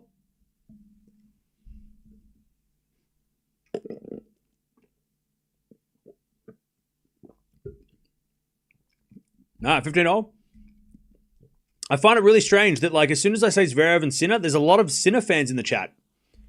He's playing tomorrow. You're too early. Come back tomorrow. 15-0. Now I know why people were saying, oh, see, Alcaraz sucks. It wasn't. You're hiding in the shadows. And then when I'm like, oh, Zverev can push Sinner, and you're like, what? Never. How dare you say that? Why are you here? Come back tomorrow. 4-4 rally. Why are you watching Alcaraz? What's up?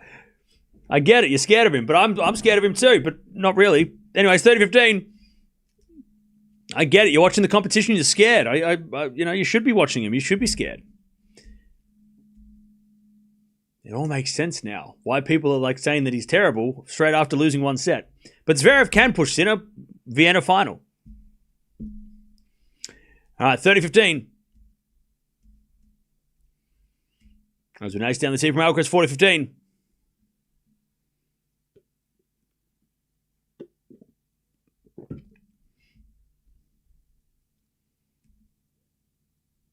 $40-15.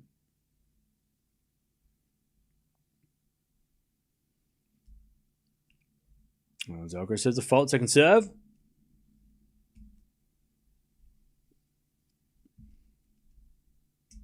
Serving the backhand of Fritz. Backhand from Alcaraz sliced. Fritz with a down the line backhand. Alcaraz goes cross court with a forehand winner. 2-1 Alcaraz in the second. 2-1. By the way, chat, if you haven't already, make sure you sign up using the link in the chat. Sign up and claim your collectible today, and you'll go into the, if you do it every day for the tournament, you will go into the sweepstake draw to win prizes. One of the prizes is Fritz's headband. So if you sign up, if you click the link, sign up, it's free, and you do one day of collectible, and that's all you do for the tournament, you could go in the draw to win Fritz's headband. If you do it twice during the tournament, you could get a signed tennis ball. Maybe Alcaraz, maybe Fritz. I don't know. They don't disclose that, but it could be a signed tennis ball from one of these guys, maybe. Fritz also has a shirt if you do 5 different days this week. So if you sign up now and you do today and then you do it for 5 of the next 6 days, because we've got 6 days left, you could go in the draw for the Fritz shirt. And there's also a Sinner signed shirt as well. So make sure you jump on. Tracer, we're working with them again this week, like we did last year at the ATP Finals. So shout out to them for giving us this opportunity. How to claim the collectibles. I have 3. Yeah, so you got 3. That's great. Then just keep doing what you're doing. By the end of the tournament, that's when all this stuff will get announced.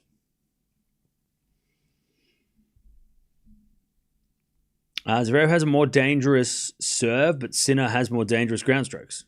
Yeah.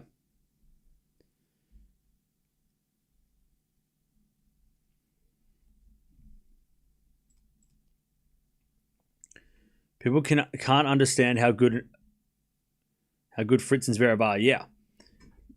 Because a lot of people probably look at Sinner and Alcaraz as like they are the best, but then if you're not playing like them, then you're no good. That's not true. It's not just like 2 guys. I mean, yeah, it's 2 guys are winning everything, and then everybody else is sort of behind them.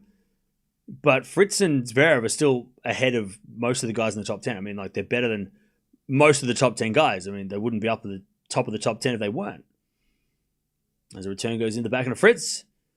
Great down the line shot from Fritz. Alcaraz gets it back. Fritz forehand. Hits the line. 30 love. But you're right. Fritz and Zverev are probably the 3rd tier of player, right? It goes Alcaraz, Djokovic, and then Zverev and Fritz are probably on their own because they're ahead of Shelton and De Minaur and FAA Musetti. You would put Fritz and Zverev ahead of them, I would, in terms of level, right? Because they've got consistency. That's the difference. Fritz and Zverev can consistently play at a high level and play great tennis. That's why they're ahead of everybody. Whereas, De Minaur, De Minaur's consistent, but unfortunately, he just doesn't have the game to consistently beat those top 10 guys, enough to overtake. If you look at De Minaur's record this year, he's lost to those guys. He's made it to those guys, but he hasn't beaten those guys enough. Into the backhand down the line from Fritz into the forehand of Alcaraz. Fritz forehand to the forehand of Alcaraz. Fritz with a slice. Alcaraz forehand inside out. Fritz gets there with the backhand slice. As Alcaraz comes in with a forehand winner. 40-15.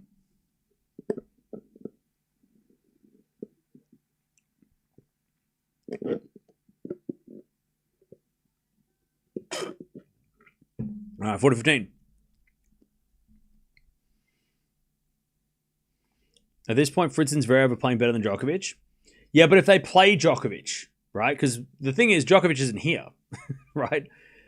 But if you look at this year, when Fritz and Zverev play Djokovic, Djokovic beats them. So that's why I put Djokovic ahead of them. Because Djokovic still is... I mean, if they could beat Djokovic, then they would be making the semis instead of him, right? Djokovic made the semis the whole time, right? So, yeah. So I would still put Djokovic ahead of Fritz and Zverev.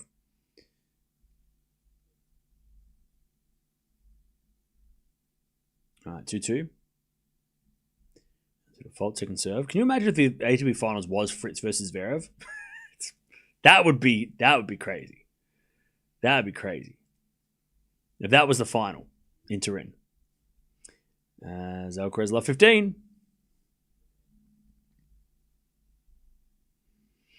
Love 15.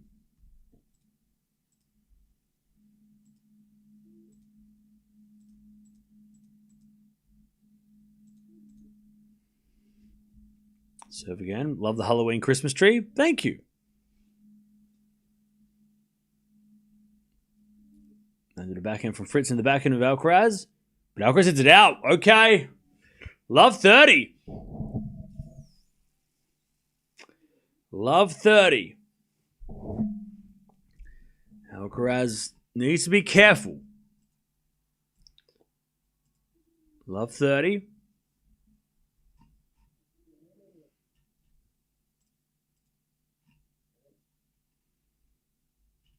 As a return goes in the front of Alcaraz. That's a great forehand winner, 15-30.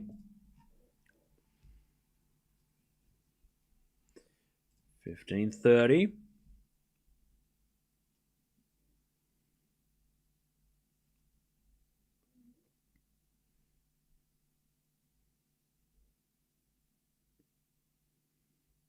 Right, serve again. Here's a fault. Second serve.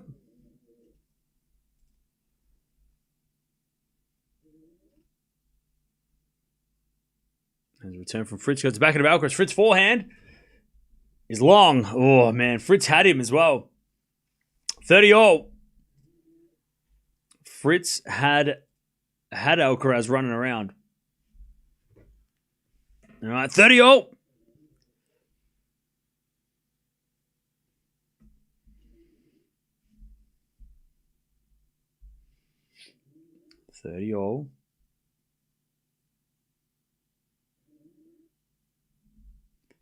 Serve again.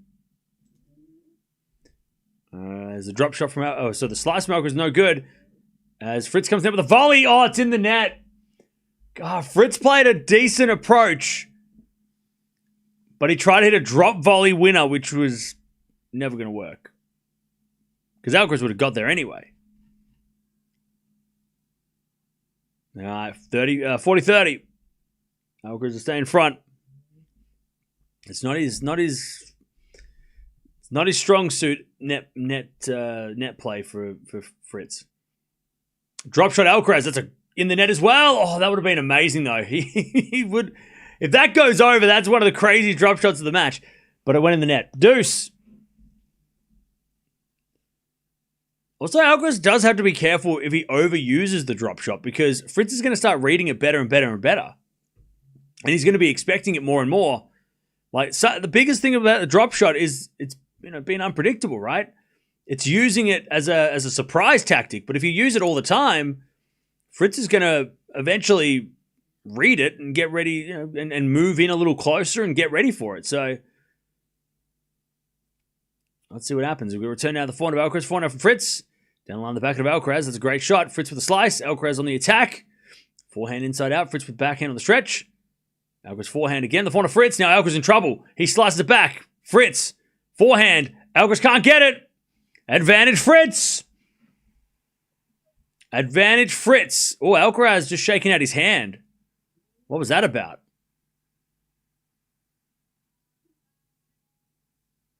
Advantage Fritz.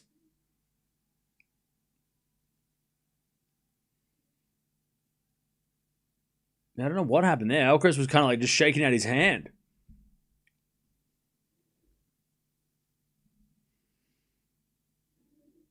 All right, Fritz break point. Fritz has had so many break points already in this match.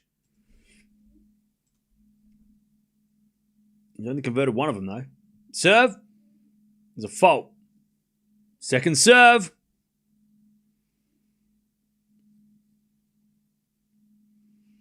Second serve. As a return from Fritz goes in the forehand of Alcaraz. Fritz. Again to the forehand of Alcaraz as Fritz with a forehand down the line. Alcaraz backhand cross court. Fritz gets it with a backhand of his own. Alcaraz drop shot. Fritz is going to get there. And then Alcaraz with a lob, but Fritz has got the smash. He's going to let it bounce though. Oh no. Oh, and then Fritz hits a smash into the backhand of Alcaraz. Now he comes to the net. No, he doesn't. Fritz stays back again. Has been a forehand from Alcaraz. Now Alcaraz comes to the net and he puts a volley in the volley. Fritz had to hit that smash on the full. I know it was probably going to be a really tough smash from the way back, but he let that bounce, and that was what stopped the point. This court level camera is killing me, chat. I can't see whether the ball's going to go in or out or what. This court level camera sucks. Also, Fritz had a second chance to go to the net, but instead he hit the backhand and then he stood back and then he just sliced, and Alcaraz eventually chopped him up. But yeah, there was two mistakes in that rally from Fritz. Letting the ball bounce on the smash and then not coming to the net the second time he had a chance to come to the net. And eventually Alcaraz did come to the net and finish the point. Deuce. Serving to the forehand of Fritz. Return goes in the forehand of Alcaraz and he hits a winner. Advantage Alcaraz. Advantage Alcaraz.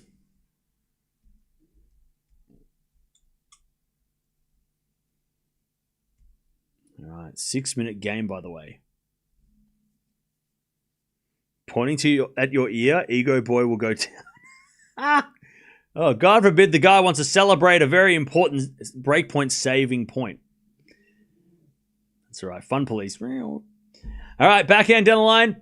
Into the forehand of Alcaraz. Alcaraz in the net. Okay. Fritz with a lovely backhand. On the stretch it was as well. Back to deuce.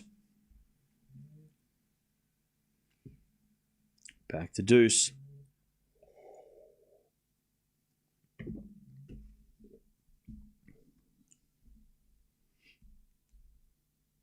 As Alcaraz serves again. Into the forehand of Fritz. Fritz just missed it. Alcaraz watched it go out. And he's laughing, Alcaraz. He's like, that was lucky. That was a bit too confident. He's like, yeah, maybe a little bit too overconfident with that one. He's like, yeah, that's definitely going out by this much. Advantage Alcaraz.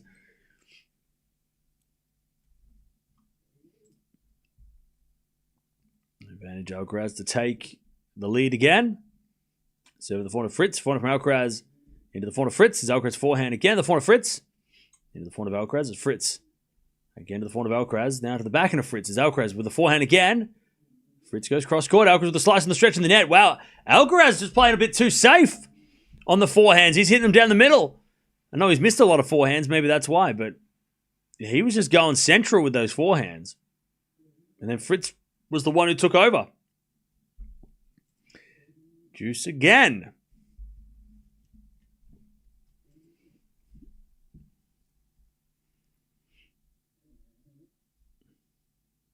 All right, back to Alcaraz's serve. Serve in the back of Fritz. Return into the back of Alcaraz. Fritz with the forehand. As Alcaraz with the drop shot. Fritz is going to get there with the backhand down the line. Alcaraz with the passing shot winner. Oh, he got lucky, Alcaraz. Because it was behind him when he hit the shot. And he had to scoop it cross court. But he got away with it. That was so close. He is hitting more drop shots today than the French Open final. But he got away with that one because Fritz got there and was able to hit a two-hander. I think that's, when it's, that Fritz is reading it because at the first set, when I was explaining the drop shot and how it was effective, if Fritz can get there with two hands on the racket, you know that he's reading it a lot better and he's not getting fooled as much as he was when he had to scoop it up with the one hand. As the return goes to forehand of Alcaraz, but he got away Alcaraz because he's just too good. At least with the passing shot. Backhand from Alcaraz goes long as deuce. Yeah, Alcaraz needs to be careful not to hit too many drop shots.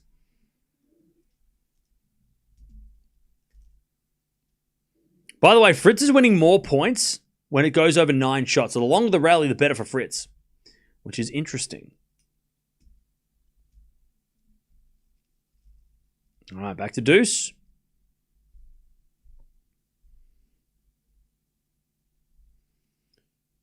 Serving to the forehand of Fritz. Good return. Alcaraz goes down the line with the forehand to the backhand of Fritz. Into the forehand of Alcaraz. But Alcaraz overhits it again. And this is the thing, chat. We see this with Alcaraz sometimes, right? When the forehand is not working as well as it should. If he play, and this is the problem, right? If he plays safe, Fritz is going to try and win the point. And he's been doing well. But then if Alcaraz goes, well, I need to, try and go for my forehand, he misses it. So it's it's either he plays safe and he loses the point, or he goes aggressive and he loses the point. The forehand is just not helping him today as he serves an ace out wide. Need that one. Back to deuce. His forehand is just not working exactly the way he needs it. But he can't afford to play safe because as soon as he plays safe, Fritz is starting to be aggressive. Now, he can play safe against De Minaur in the first match, right? Because Demon isn't going to blow him off the court, but Fritz is. He can't afford to hit, neutral down the middle shots against Fritz because then he's going to have to run, right? Second serve. To the back of Fritz. Forehand from Alcaraz down the line. Fritz with the pass. Alcaraz with the volley. Fritz with a lob. Then Alcaraz puts it away. All right, advantage Alcaraz. To the lead again. How long is this game gone for? It's gone for at least 11 minutes. At least 11 minutes.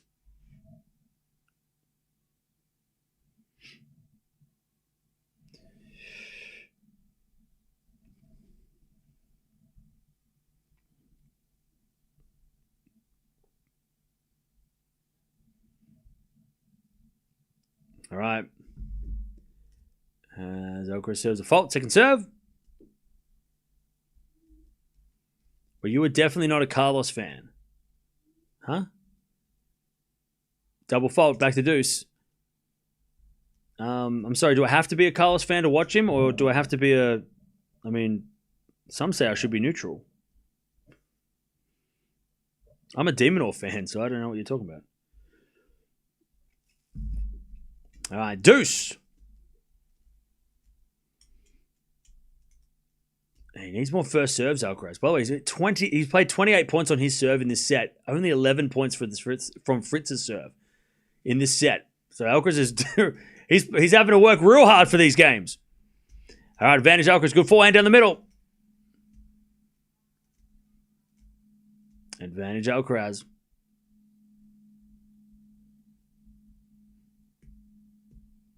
Advantage Alcaraz.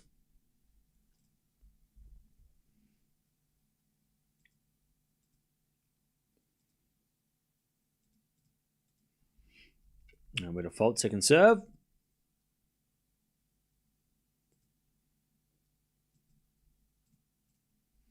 As Fritz backhand goes down the line on the return. Great aggression from Fritz. Back to deuce. Back to deuce.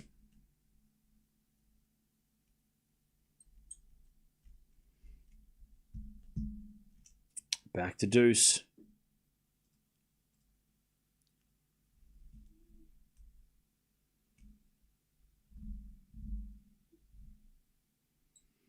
Serve is an ace. Weird to say that he needed that. Advantage Alcaraz. He needed that one. He definitely needed that serve.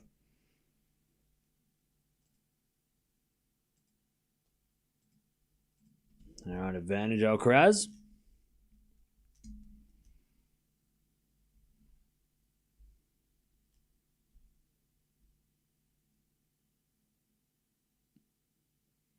Serving the corner, Fritz. Fritz hits it out. Alcaraz holds and he celebrates.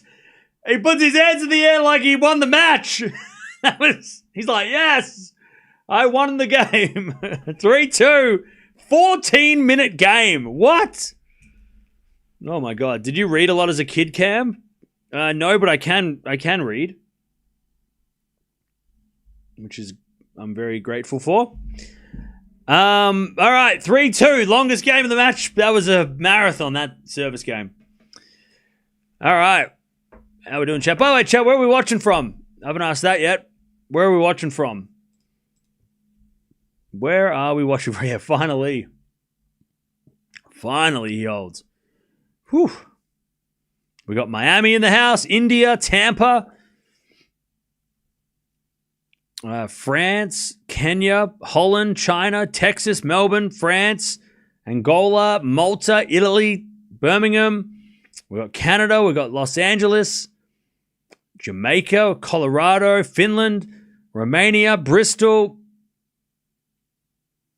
Florida, Philippines, Greece, Tennessee, Minnesota, Virginia, Sydney, Michigan. We got Suriname, Amsterdam, Toronto. We've got Connecticut, Atlanta, Bangladesh, Cape Town, Zimbabwe, Germany. We've got China in the house. By the way, there's one guy saying all different countries. This is, where are you from? It's not how many countries do you know. That's a different game. We've got Poland. We've got Nigeria. We've got Istanbul. We've got Johannesburg. We've got UK. We've got Wales. We've got, where else we got? Anywhere else? Peru. Pakistan, Lebanon, Singapore, St. Martin, Vietnam, Rwanda. All right, 15 love. Fritz serving. 15 love. We've got Belgrade as well. New Zealand. What time's in New Zealand? It must be like 4 a.m. All right, 30 love. We've got Uganda. We've got Scotland.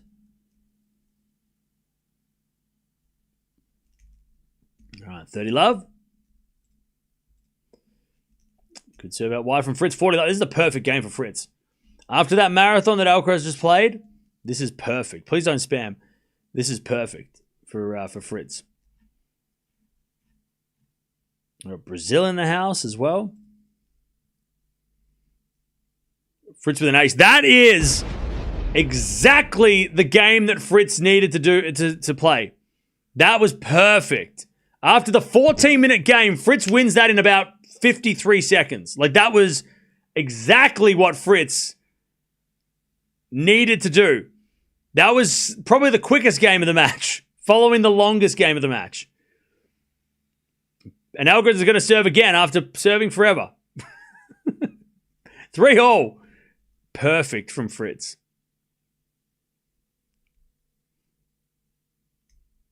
As a return goes in the net from Fritz, 15 love. 15 love.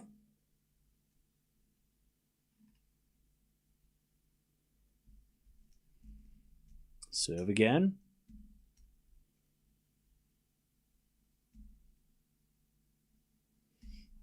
As a default, second serve. Second serve. Into the back of Fritz. Alcaraz with a slice. Into the forehand of Fritz. Alcaraz with the forehand cross court. Fritz gets it. Hits the tape, goes in. Alcaraz comes down with a drop shot. Fritz there with a lob. But he pushed it long. 30 love. 30 love.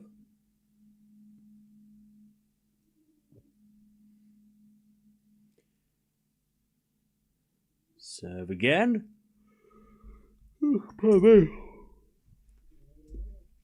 30 love.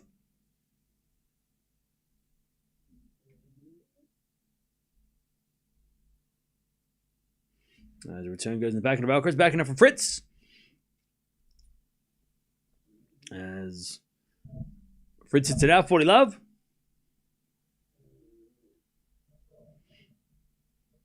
40 love.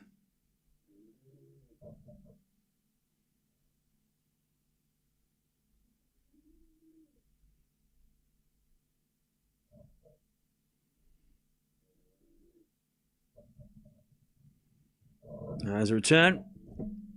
Goes in the forehand of Fritz. Fritz overhits it. Alcaraz holds. Quick games now after that marathon. Seems like you were not very happy when Alcaraz is doing good. No need to be offended. I just still like enjoying. That's fine. All right.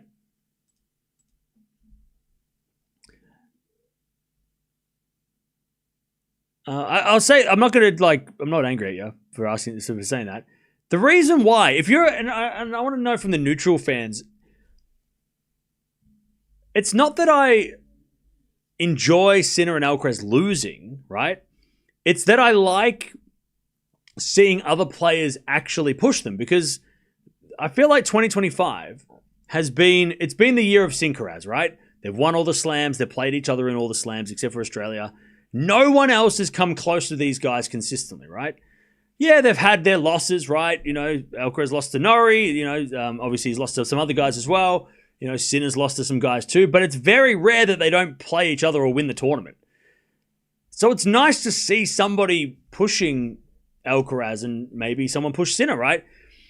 It's not that I don't want them to win, and I'm rooting against them. It's that I love seeing. Oh, it would be so boring if the ATP Finals, for me, as a neutral fan, if it was Alcaraz and Sinner in the final and they'd both won easily to get to the final. Like 4 matches in a row, they've all won straight sets, nothing happened. This is supposed to be the best players in the world. So it would be really disappointing to see two guys like sweep with nothing else happening, because then it would be like, well, what's the point in having the best 8 in the world if only 2 guys are going to make it? They still might, but it's good to see that there's like, they're going to have to work for it. It's not going to be easy. You know, and hopefully, you know, Zverev tomorrow night can do the same against Sinner and make it interesting too. You know? So it's not against Alcaraz and it's not against Sinner. It's just like, finally, some like competition. Like, you know, that's all I want. Just like on the women's side, right? We had so much good competition last week. So it's awesome to see Fritz, you know, making Alcaraz work.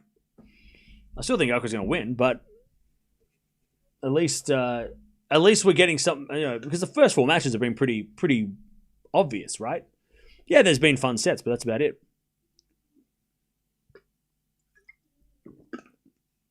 But this one is actually the first real, like, you know, noteworthy match. And we can, you know, whatever the result is after this, it's by far the best match we've watched so far. That's all I ask. All right. There's a forehand cross court from Alcaraz. Slice from Fritz goes long. 15-0. Fritz got to be careful. He's come this far. He has to be careful. 15-0.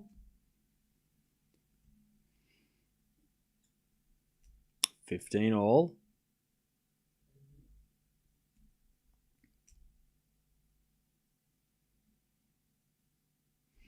As with a fault from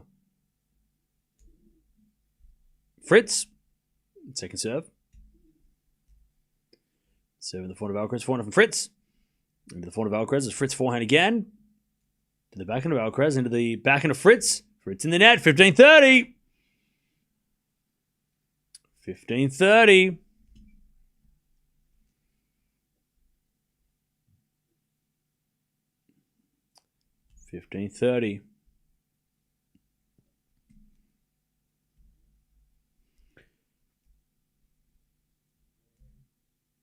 As the return goes to the back of Fritz, down the line of the front of Alcaraz, and Alcaraz in the net. Ooh, 30-all.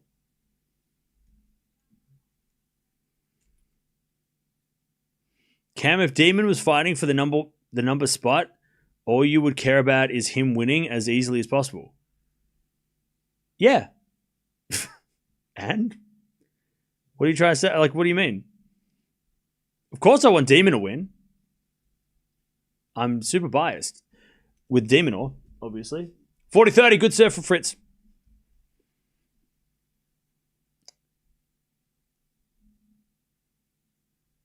$40-30. Hey, thank you, Miriam, for becoming a member. Appreciate it. As with a serve from Fritz. Into the forehand of Alcaraz. Forehand from Fritz to the backhand of Alcaraz. As Fritz backhand into the forehand of Carlos. And Carlos hits a winner. We get the deuce. We get to deuce.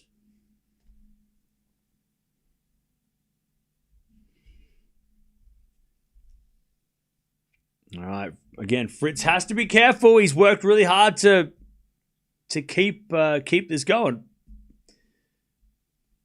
Great return, Alcaraz, though. You can't do anything about that. Nothing Fritz could do against that.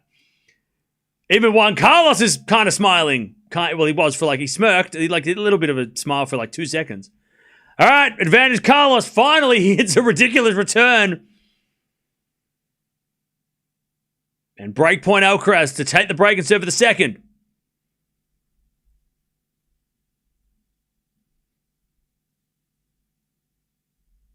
Serving the backhand of Alcaraz. Alcaraz in the net. Fritz survives. Deuce.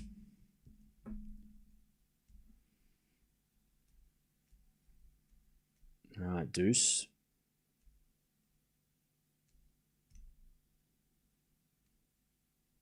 As Fritz serves again.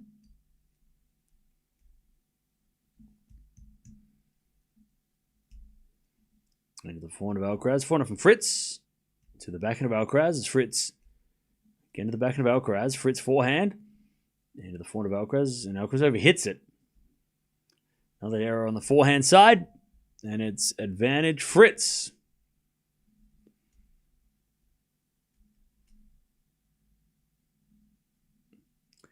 Advantage Fritz.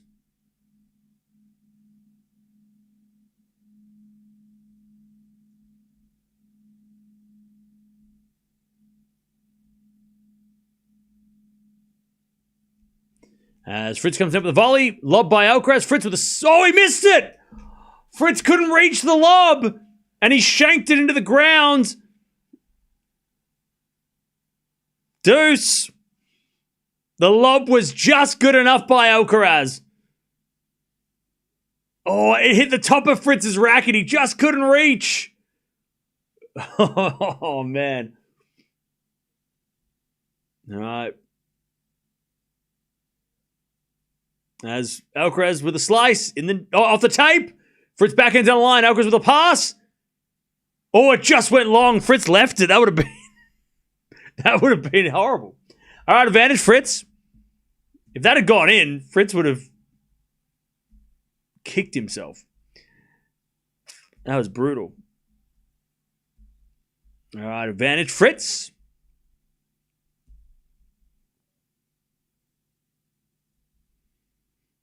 As Alcaraz return, great return. Fritz gets it back. And then Alcaraz back into the net. 4-4. This set has been such a close... I mean, both players have had multiple chances on the opponent's serve.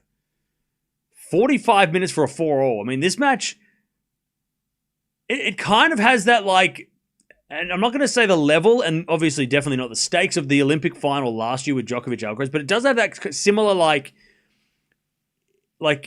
there is no one is taking this match away so far. It's been one break here, one break there, and that's it. Like it's been neck and neck for the entire match, which was like the Olympic final when like Djokovic and Alcaraz neither of them could get off to a lead, right? They were just neck and neck the entire time.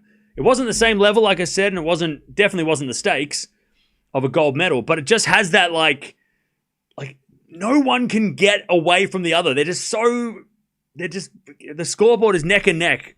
Even when the first games, it was 2-1 Alcaraz with a break, but then Fritz broke back, right? It's just no one has gotten the lead in this match.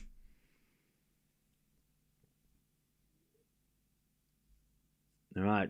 There's Alcaraz in the net with a forehand off the drop shot from Fritz. And it's love 15. Alcaraz serves again.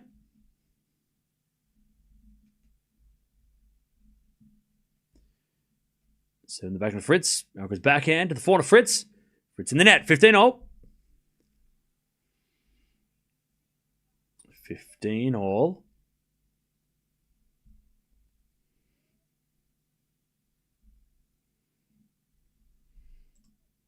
15-all. Alcaraz serves again. As the return goes in there by Fritz. 30-15. 30-15.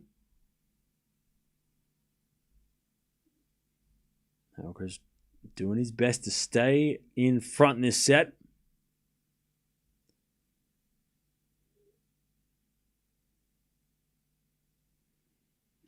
Serve again.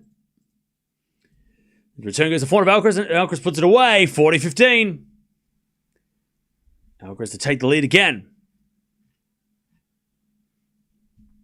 40-15.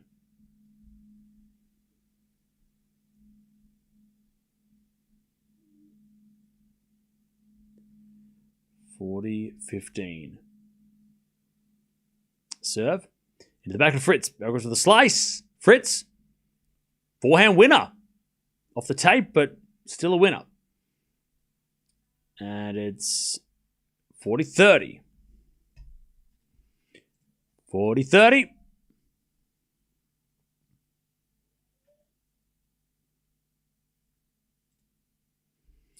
40-30.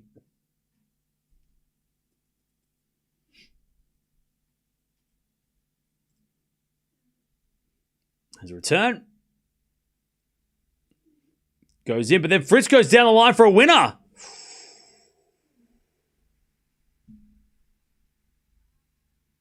Deuce. Fritz's backhand down the line. That is a weapon. It hit the corner too, like right in the corner. I don't know if he meant to hit it that good, but he was definitely aiming down the line. That was perfect from Fritz. Good placement. All right, we get the deuce. As Alcaraz says a fault. Second serve.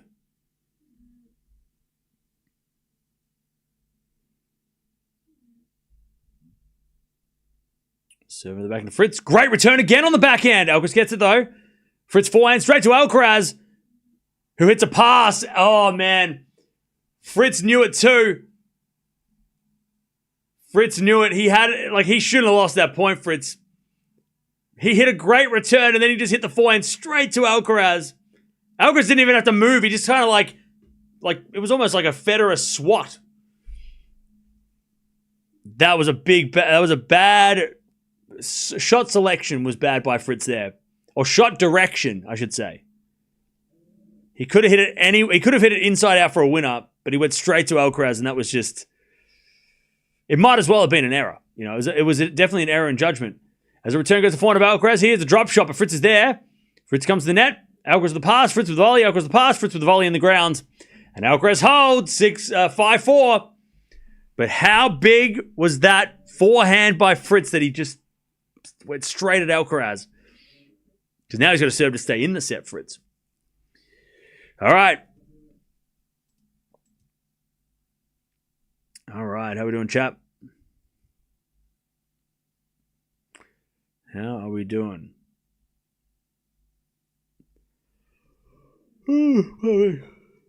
Fritz, Zverev, Sinner, Alcaraz in the semis, you think? Yeah, I think so as well. That's my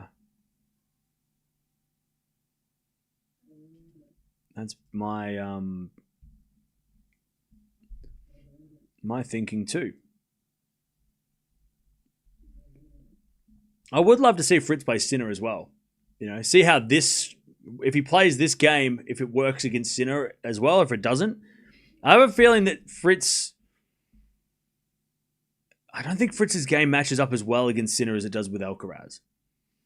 You know, because there are days like today where Alcaraz, you know, his forehand just doesn't work, right?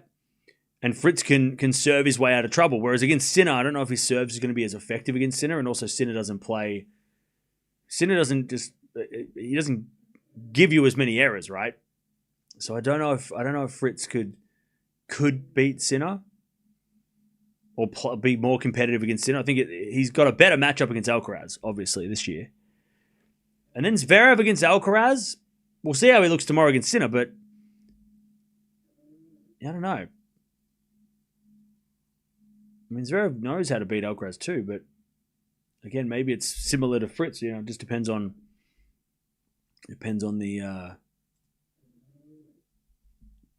how the opponent's playing. Zverev is the wild card.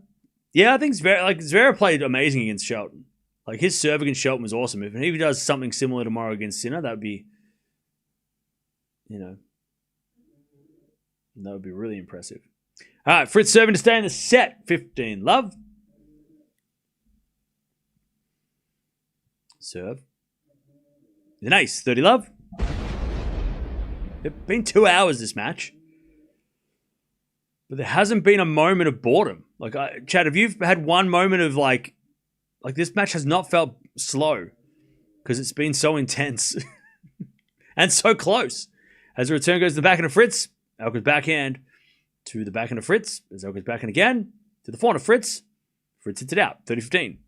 Great match. It has been a great match. It's been so intense.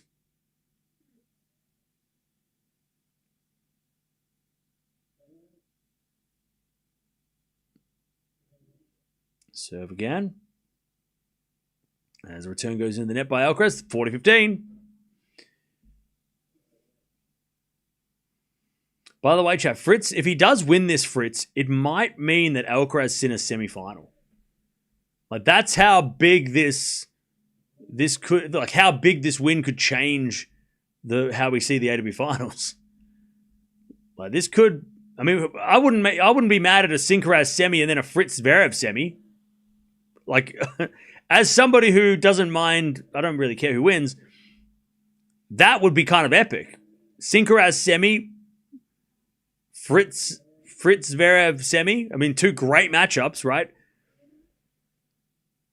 Two great semi. I think I'd rather that than have like Sinner versus Fritz and Zverev versus Alcaraz. I think I'd rather have the Alcaraz semi and the Fritz Zverev semi. I think that would be more entertaining. The final might not be as good, but then again, depends. Maybe we'll get a rematch of this match in the final, maybe, if that happens. Again, we're a long way away from that, though. Fritz still has to, there's still so much more to do, right? Imagine if Zverev beat Sinner, and then Zverev and Fritz win the group, and then Alcaraz and Sinner don't have to play anyway, because they're both second in the group.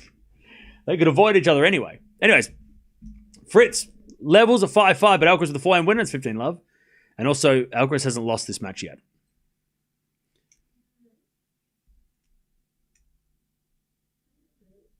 All right, 15-love.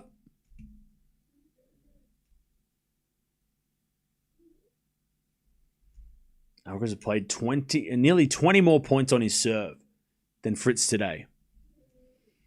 Cam's a secret Alcaraz fan. What gave it away? What gave it away? What gave it away that I'm a fan of Alcaraz? I don't know. What do you mean? What gave it away? I don't know what gave it away. Chad, does anyone know why that person would say such a crazy thing? How could you say that? How dare you? What gave it away? That's insane. How dare you accuse me of such things? All right, 30-love. As the return goes to front of Alcaraz, backhand from Fritz. Into the back of Alcaraz. Fritz backhand again, the backhand of Alcaraz. Down the line to the front of Fritz. Alcaraz forehand down the line. Fritz with a slice. Alcaraz in with a forehand drop shot winner. Fritz fell over. He's okay. Fritz kind of just lost balance. He just kind of toppled over. It was a very slow motion and very... he almost like rolled over, Fritz. It wasn't even really he just kind of stumbled. No injury or anything. He just went to turn around. He just like, whoa. He's all right, though, Fritz. He's all right. He just kind of like sat down. It was just a bit of a stumble. All right, good serve, Alcaraz. And he holds 6-5 in the second. Yeah, that was a slow, yeah. You could tell it was coming. You're just going to hear that, like when you're watching cartoons and you hear that, like, the feet, like, moving really quick, like, it was like, whoa. He was falling for, like, 5 seconds. All right. Alcaraz leads 6-5. 6-5. Been a long match. But it's been a close match the entire time. No one has been able to take the lead and run away.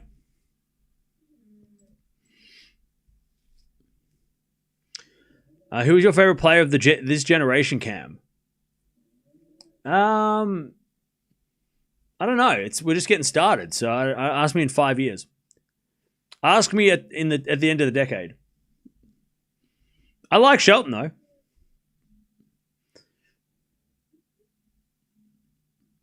If he tried turning around, he could have twisted his ankle. Well, yeah, it probably wasn't the worst fall.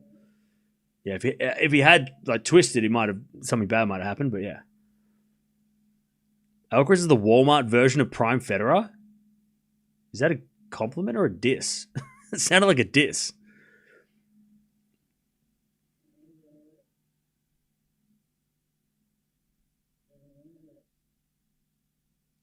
All right. Fritz tried to distract Alcaraz with a funny fall. Nice try. Yeah, because he needs that to win. All right. Fritz serving to take us to a second set tiebreak.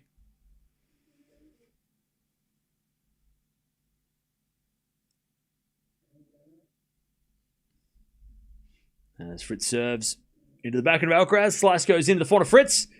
Fritz overhits it though. Love 15. Love 15.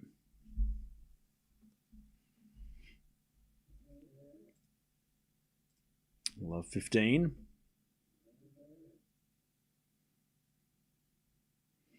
Serving the back of Alcaraz. Off the tape goes in. Fritz gets there with a slice, but it's in the nets. Love 30.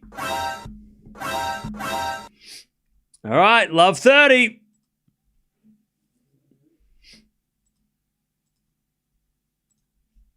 Chance for Alcaraz to steal this set. If anything, Fritz needs to serve first in the third. So he needs to hold for that reason alone. As with a backhand rally, Fritz again with the backhand of the slice of Alcaraz. As Fritz backhand again. Goes wide, love 40. All of a sudden, out of nowhere, we've got 3 set points for Alcaraz. This is going terribly wrong for Fritz. Just a lapse in concentration. Love 40. Serve. To the backhand of Alcaraz. Return goes into the forehand of Fritz. Alcaraz with a sliced lob. Fritz comes in. Puts it away. He could have missed that easily. But he put it away. 15-40. That was a nerve-wracking shot. Why did he hit it like that? Why did he hit it like that?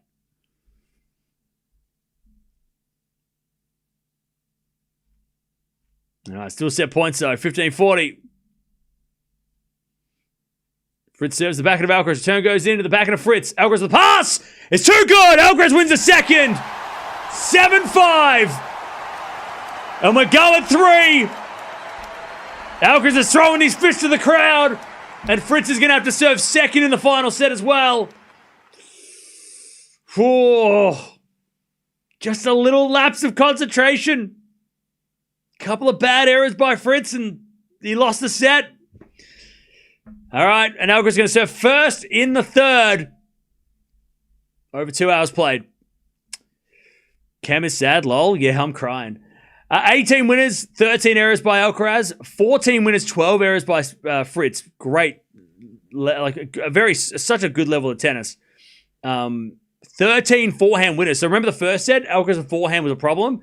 13 winners, 4 errors on the forehand side, Alcaraz. Ridiculous.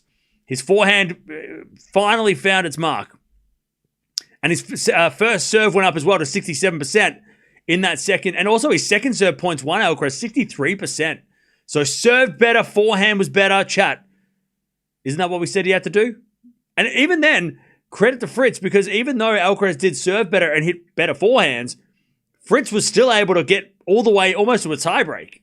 So, it just shows how good Fritz is playing at the moment. But, Alcaraz just stole that set. He just pinched it. Just stole that set at the end. Just pickpocketed Fritz at the end. And we're going 3. First 3 setter of the tournament too.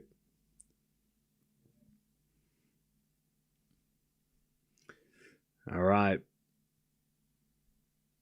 Let's see if Fritz can hang on, because it feels like after that game, there might be a wave of Alcaraz and he might just start going crazy.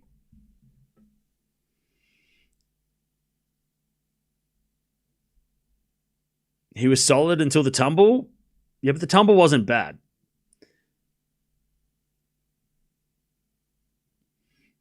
The tumble wasn't like an injury or anything. Alcaraz shot selection and timing are good. That makes opponents frustrated. Yeah. Who do you think will win between FAA and Shelton? I don't even know if FAA is going to play. We've got to wait for confirmation on that. But yeah. I would say... I'm going to say Shelton, because I think FAA is... even if he does play, which again, I don't know if he will, I'll still go Shelton. I think Felix's footwork won't... If he's got a calf issue, won't be as good as it needs to be. But we don't know if Felix is going to play. It depends on how he pulled up after yesterday.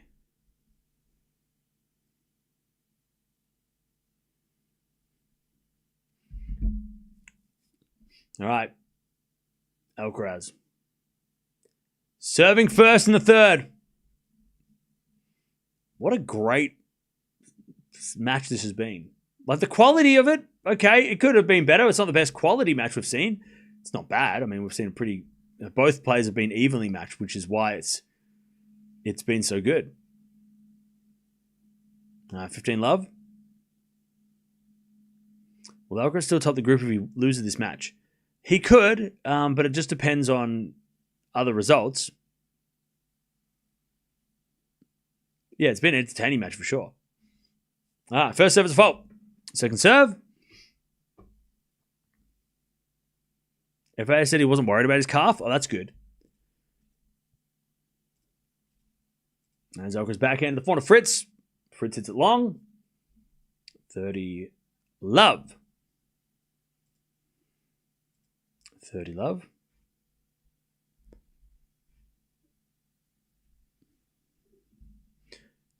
love.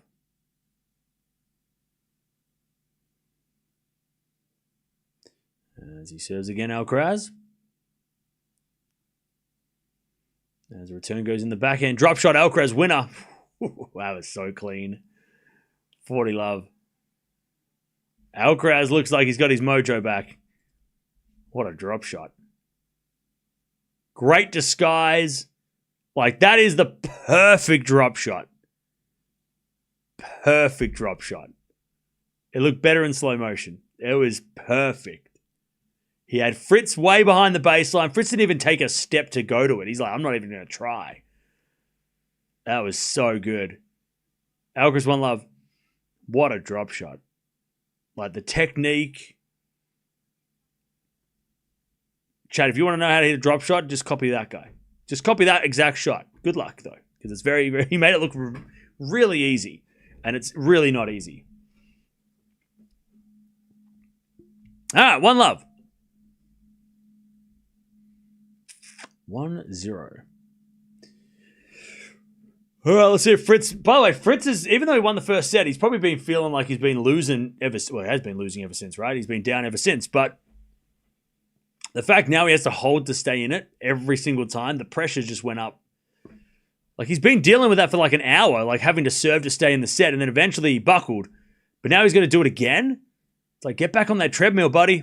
You got to keep doing the miles. 400 line from Alcaraz, the backhand of Fritz. By the way, Alcaraz is only going to get stronger at this point, you would think. He's only going to get more aggressive and try and go for more shots. Because his confidence is going back up, Alcaraz. All right. 15 love. Stop only praising Alcaraz. Fritz isn't out yet. God, I can't win, can I? Fritz hits a great shot. Why do you hate Alcaraz? What a great drop shot by Alcaraz. Fritz is still playing this match. Yeah. I know. 30 love. As it a 4 down the line to the backhand of Alcaraz, and Alcaraz hits the backhand winner down the line. Beautiful shot. 30-15. I hope both of these guys play another hour and de Minaur wins. So that's what I want. The longer these guys play, the better for de Minaur when he plays Fritz eventually. Fritz serves an ace. 40-15. 40-15.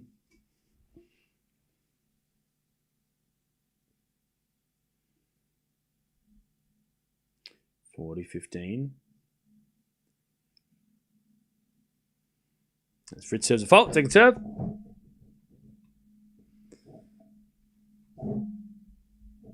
Second serve.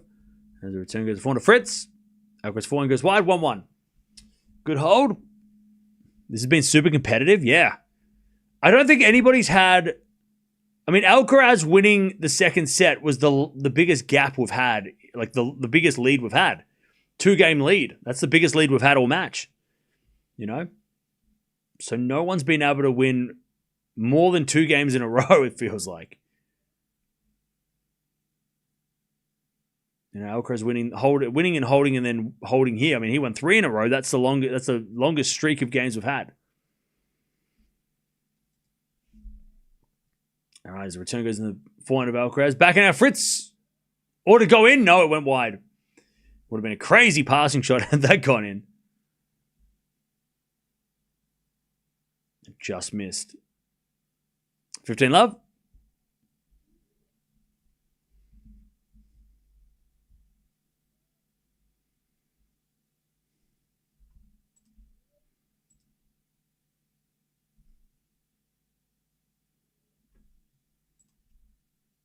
All right, backhand rally. As Fritz hits a winner, and it's 15-all.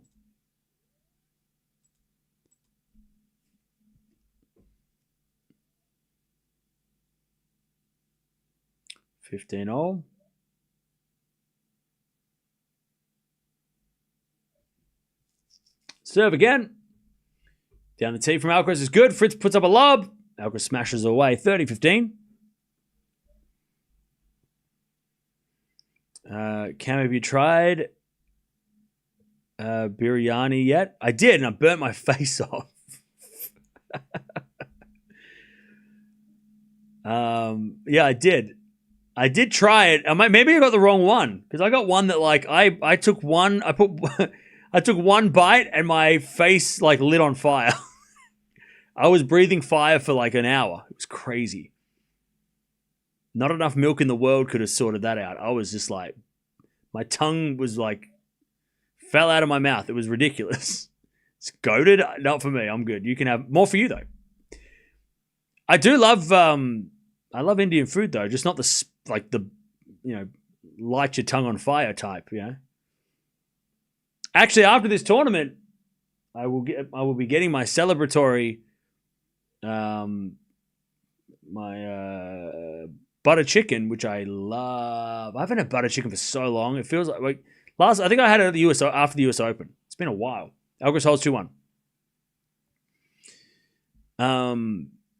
Yeah. You should try the Indian grilled food like chicken tikka. Yeah, I have had that. Indian food is super spicy, yeah, but you can get like less spicy parts of it.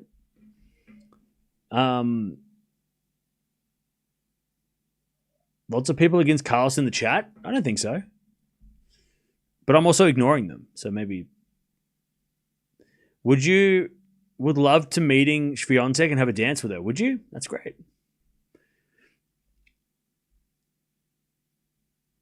When will I become an ATP number one? Probably never.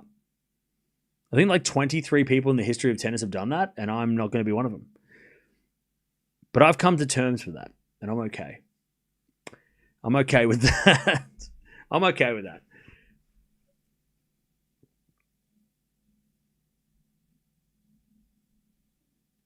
You're our number one, Cam. Oh, thanks, Mum. Why are you up at 2:30 in the morning? Jeez. It's a little late. All right. 2-1 Alcaraz.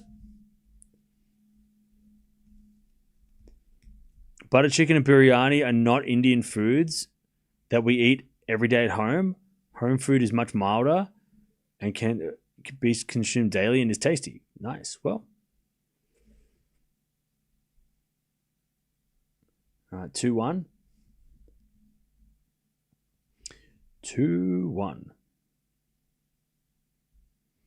What brand's this hoodie? Australian brand. All right. Fritz serves. 2-1 Alcaraz.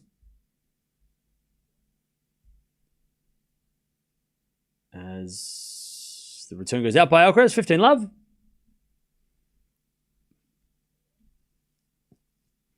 By the way, chat, we got the next match starts in 4 hours. So this is finally, we're finally getting like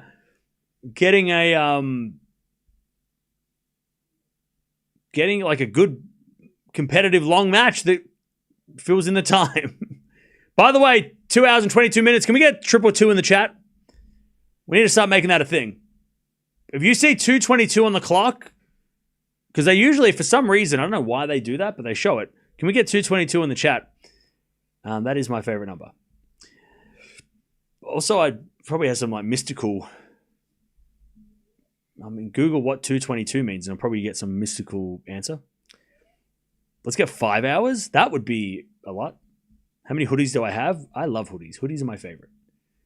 Too many. Fritz with a winner, 30-15. 30-15.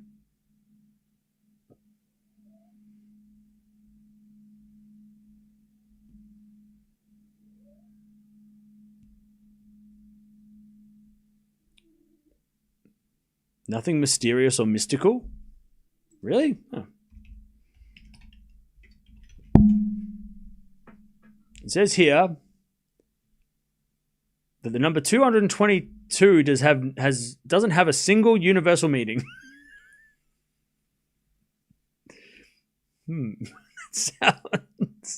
That's depressing. Doesn't have a... You know what? Screw you, AI information.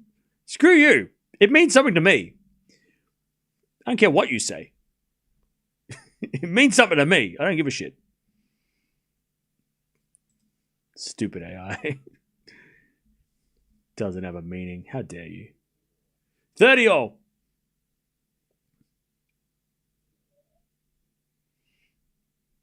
Isn't that your birthday? Yeah, it's my birth date. I was born on that day. See? AI, wrong again. It means something to me, and I was born that day. It's kind of a big deal for me, personally. It was a really big deal that day. You know? Stupid computer. 40-30. 40-30.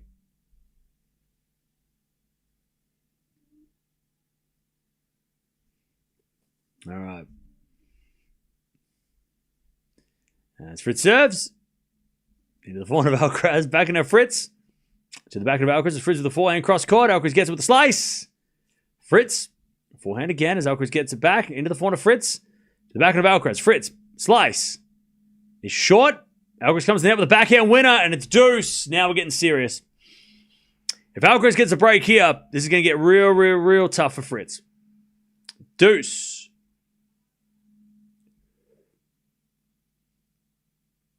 Get to deuce.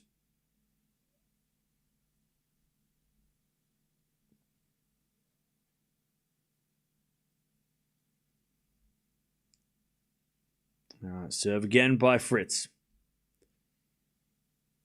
Into the forehand of Alcaraz. Good return, but Fritz with a forehand winner down the line. Beautiful combination of shots from Fritz. Advantage Fritz.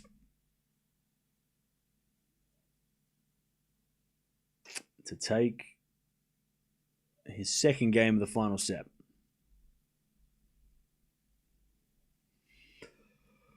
As he serves a fault.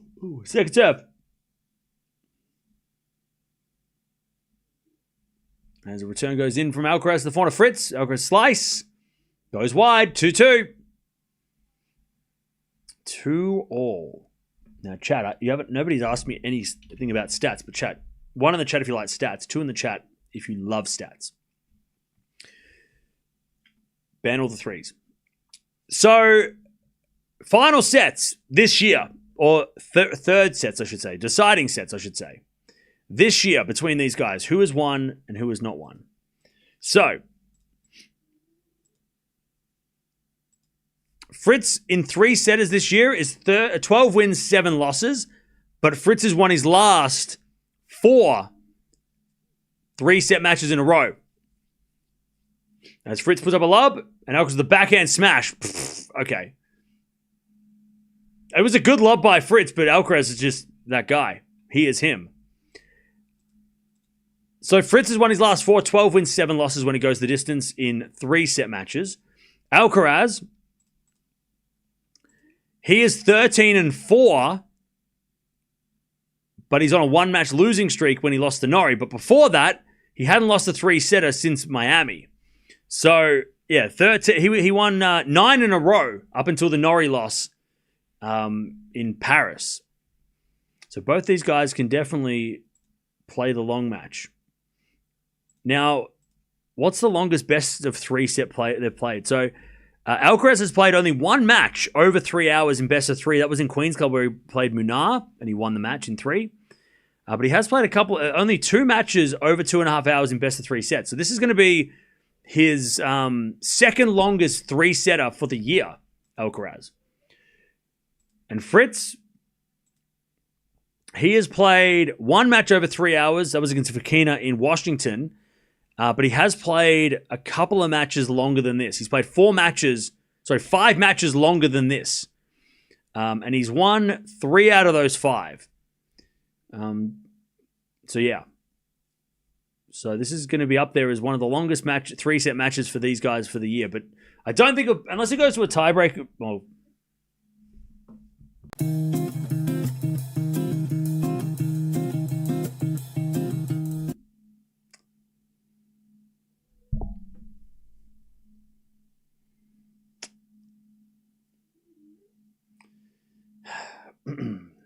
All right. 40-15. Unless it goes the distance. Damn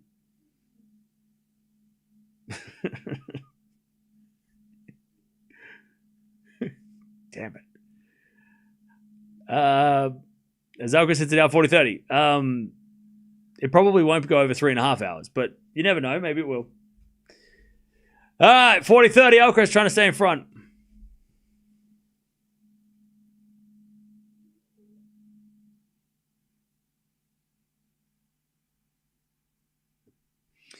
(40-30).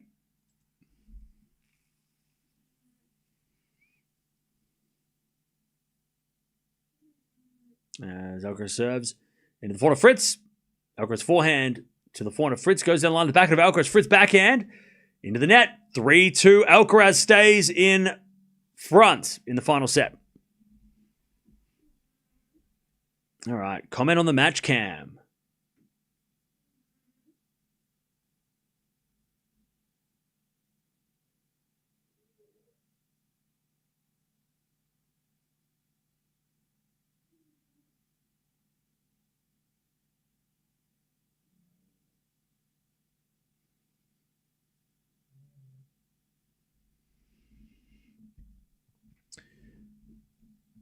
Do you only stream on YouTube? No, we're on Twitch as well. We are also on Twitch. In the decider will be 7 points or 10 points. I'll be 7 points. Only Grand Slams are deciding set 10-point tiebreak. I said it again. How the DVDs going? Going great. I organized them in alphabetical order on a humongous shelf.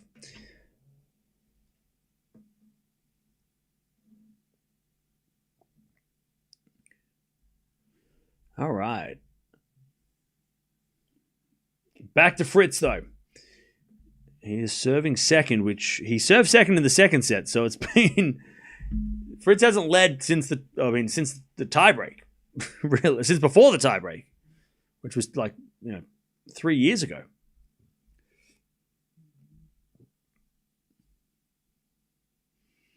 All right, back to Fritz. 20 minutes played in this final. But by the way, this final set has gone very quick. 20 minutes for 5 games. That is unusual.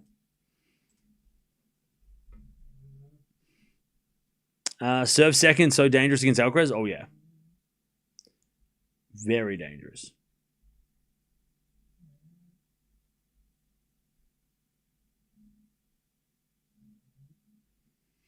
All right, Fritz serves down the tee. The back of Alcaraz. Return goes short. And then Fritz over hits a forehand. Love 15. Love 15.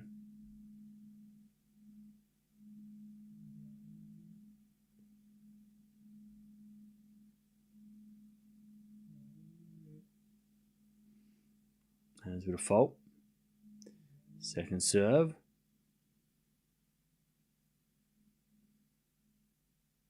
Double fault, love 30. Oh, God, oh, God, oh, God. Uh-oh. Uh-oh. Love 30. It's all going wrong. Love 30. That's his second double fault for the match, Fritz. Love 30. Serve again. Is a fault. Second serve.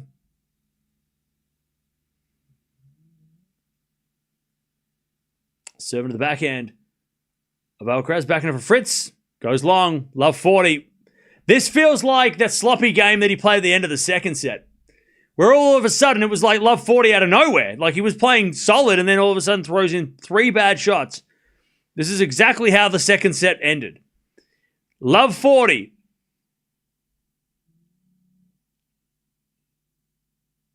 Serving to the forehand of Alcaraz. Return goes to the forehand of Fritz. Alcaraz with the slice. Fritz comes in, puts away the smash. 15-40. This is a thing, chat. This is like Fritz has played so solid for the entire match. There's just been 2 games, this game and the last game of the second set, where he's just sort of relaxed a little. You can't relax. Not in this match. Like Alcaraz is, you just can't relax against this guy. First there's a fault, second serve.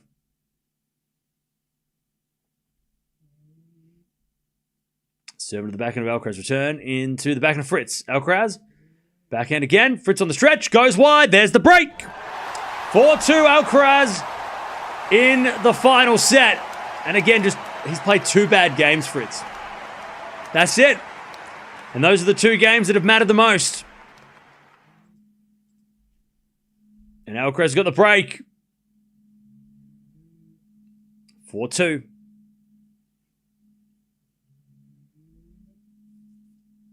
All right, 4-2. Embarrassing Fritz? Look at the score. What do you mean embarrassing? All right, 4-2. Alcaraz serves. An ace. Whew. 15 love. 15 love.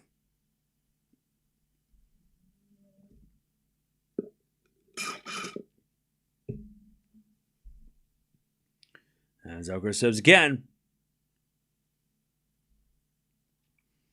A fault. Second serve.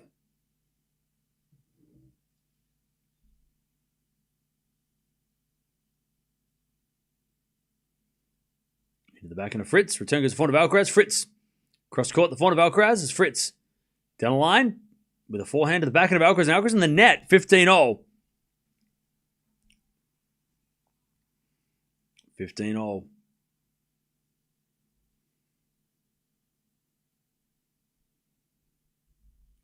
By the way, chat, have you claimed your collectible for the day? Or have you been claiming the last couple of days? Make sure you click the link. Sign up if you haven't already, but those who've signed up, make sure you keep claiming. 30-15, good serve. This really is the weak era. Bro, I'll tell you what, if you don't like this era, then you should probably not watch it. Because it's really annoying hearing that. Because we like this. We're having fun. This is enjoyable. And you just got to make it annoying. You know what I mean? Weak era. That's a weak era.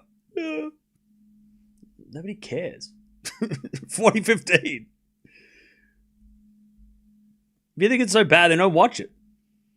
Come back when the era gets better for you. Like, come back later. Come back another day. Come back in 10 years or whatever. Whatever. 40-15.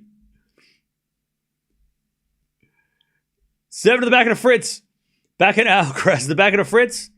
As Alcaraz backhand again in the forehand of Fritz. Alcaraz backhand again with a slice. Fritz forehand. To the Alcaraz backhand as Fritz forehand again.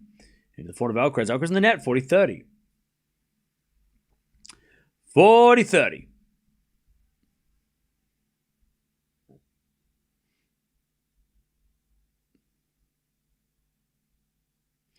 40-30.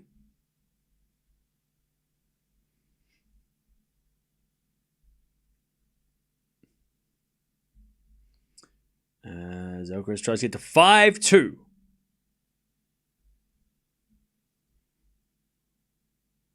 Great serve out wide. All right. 5-2 Alcaraz.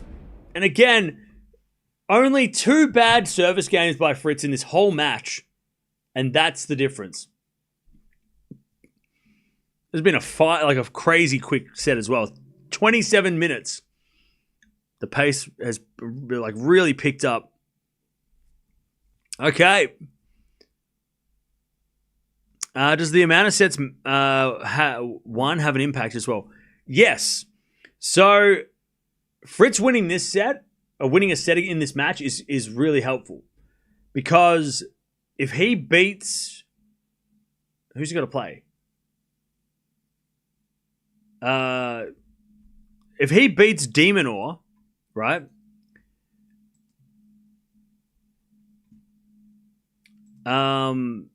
Sorry, if he loses to de Minaur and de Minaur beats Musetti and it comes down to 1 win, 2 losses for each of those guys, then winning a set, it will go on count back of sets. Winning a set against Alcaraz might be the difference, because if everybody loses to Alcaraz in straights, which is already what de Minaur did, if Musetti lost to Alcaraz in straights as well, and Fritz was to lose the Demon, and Musetti was to win tonight, wait, what's the math?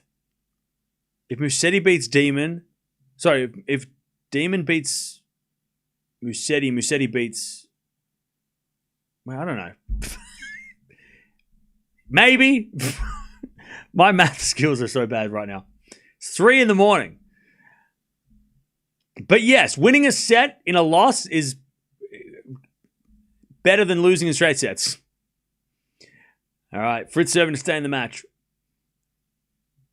So wait, if Musetti wins tonight, so if Musetti wins tonight and then de Minaur beats Fritz,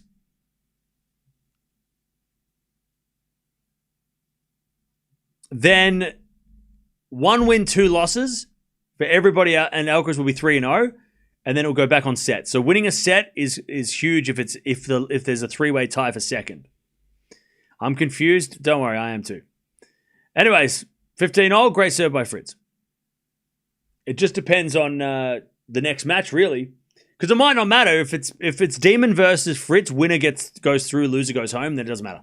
By the way, Bogdan, thank you for the 41 months. Appreciate that. I just saw that. Thank you for the 41 months. You were bad at math. Yeah. Fritz hits it out 15:30. I can count to 15:30 though. I mean, you didn't come here for my math skills. You came here for my tennis viewing ability. 15:30.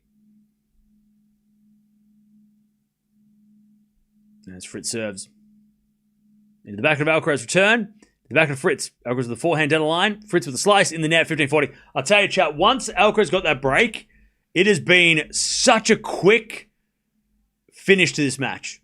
Like, the momentum shift was at the end of that second set, and all of a sudden it was just like Alcaraz started running away. Like, it just, like that. It's been lightning quick.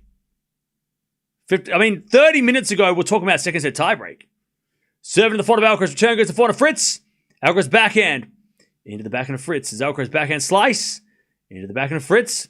Down the line to the front of Alcaraz. It's Fritz. Backhand, cross court. Alcaraz gets it. With the backhand into the front of Fritz. Alcaraz forehand slice. Fritz has got it with the forehand. Again to the front of Alcaraz, and Alcaraz in the nets. 30-40. 30-40. Match point number 2.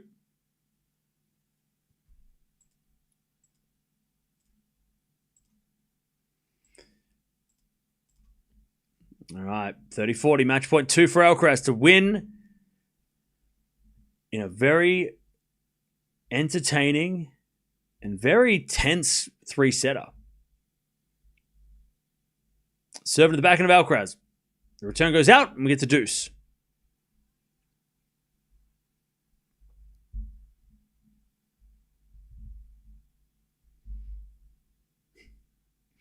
All right, deuce.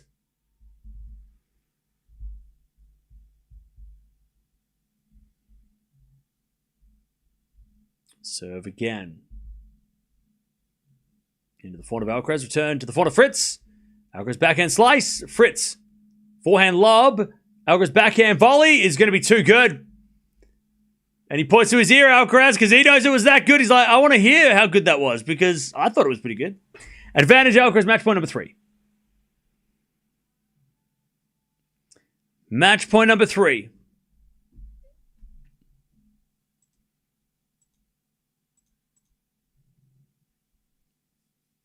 To take a 2-0 lead in the group. As Fritz serves a let.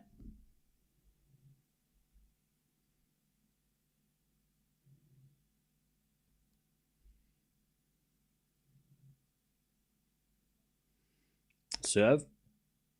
Into the front of Alcaraz return. Goes long, and Fritz survives for now. And it's back to deuce.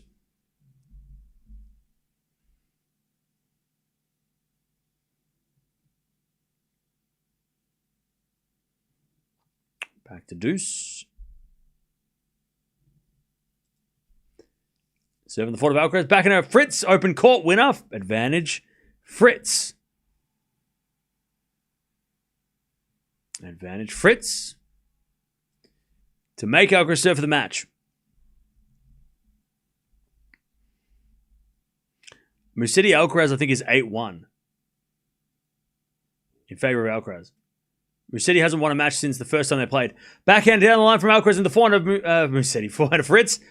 Alcaraz hits it long. Fritz hangs on, saves match points, but Alcaraz is going to serve for the match now. 5-3. 5-3. Is it not 8-1? I'm pretty sure it is, isn't it? Or is it like 5-1? Hang on.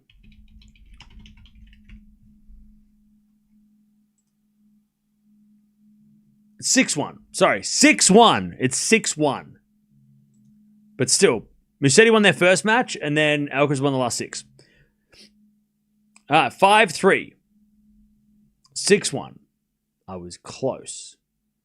As Alcaraz serves. Like I said, Matt's not my specialty. As it a 4-4 rally. Down the middle from Fritz. Alcaraz forehand inside winner. The forehand since the first set has gotten so much better from Alcaraz. And it's put so much more pressure on Fritz. 15 love. But Fritz is getting pissed off too. But it just shows how, like, he knows he was, like, how close he has been in this match. 15 love. Serving to the back of Fritz. Alcaraz with a volley. Fritz with the backhand. Straight to Alcaraz. Then a volley from Fritz, but smash from Alcaraz. Too good. Too good from Alcaraz. 30 love. Hey, Tennis, thank you for becoming a member. Appreciate it. Welcome. By the way, don't forget to join the members Discord. If you are a member, join the Discord.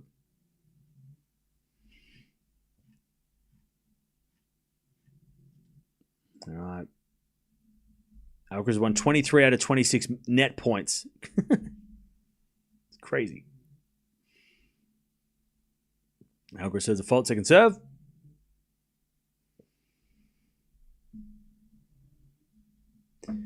Second serve.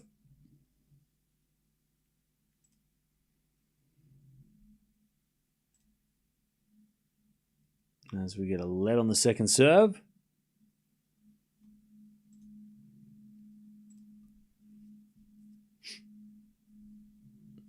Serve again.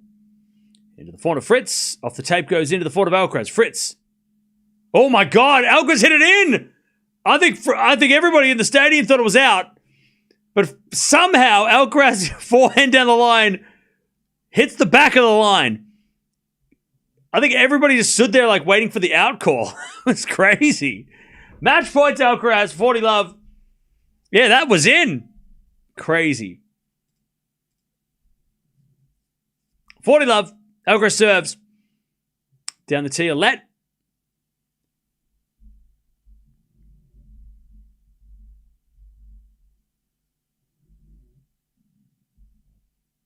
Match points Alcaraz to keep his perfect record in this tournament so far. There's been a fault. Second serve. Second serve. Into the back of Fritz. Return the back of Alcaraz. Fritz. Backhand goes wide and Alcaraz wins. What a win by Alcaraz. There was so much pressure on him. Fritz did so well. He deserves so much credit, Fritz.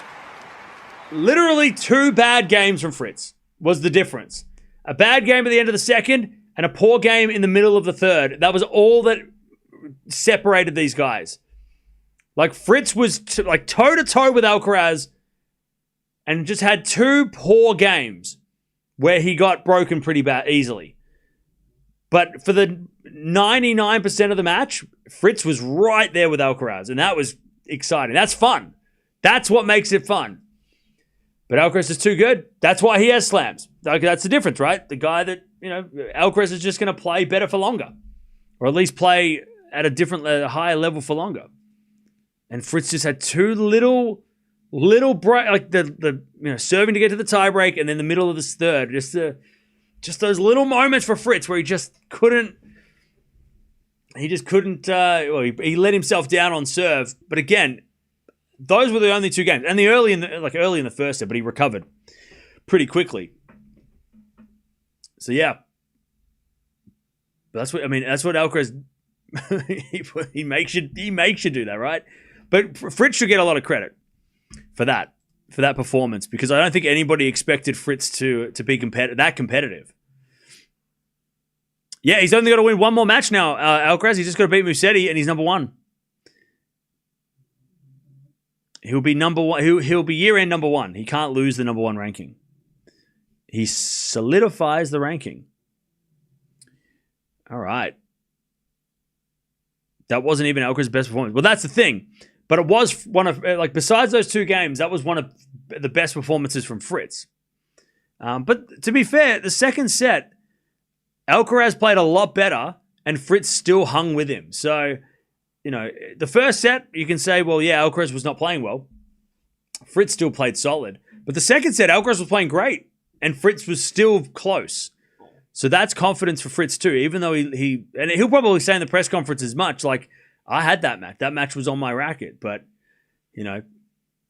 but that's a good, I think that's from a Fritz point of view, that is a solid performance and a competitive one.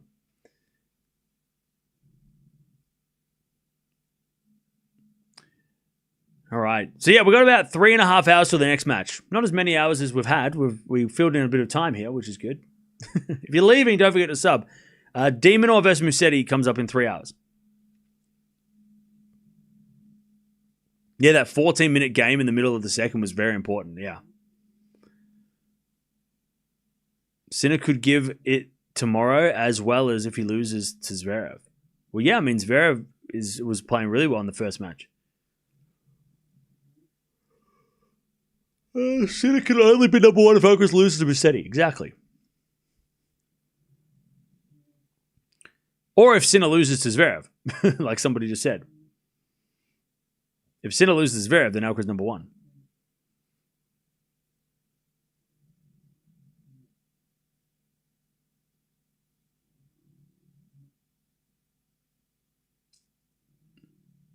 Fritz has hit this form since the Laver Cup. Great for the rest of next season. Yeah, I mean, he's been playing like this since the US Open final last year. Like, Fritz has been more than not has been playing this well.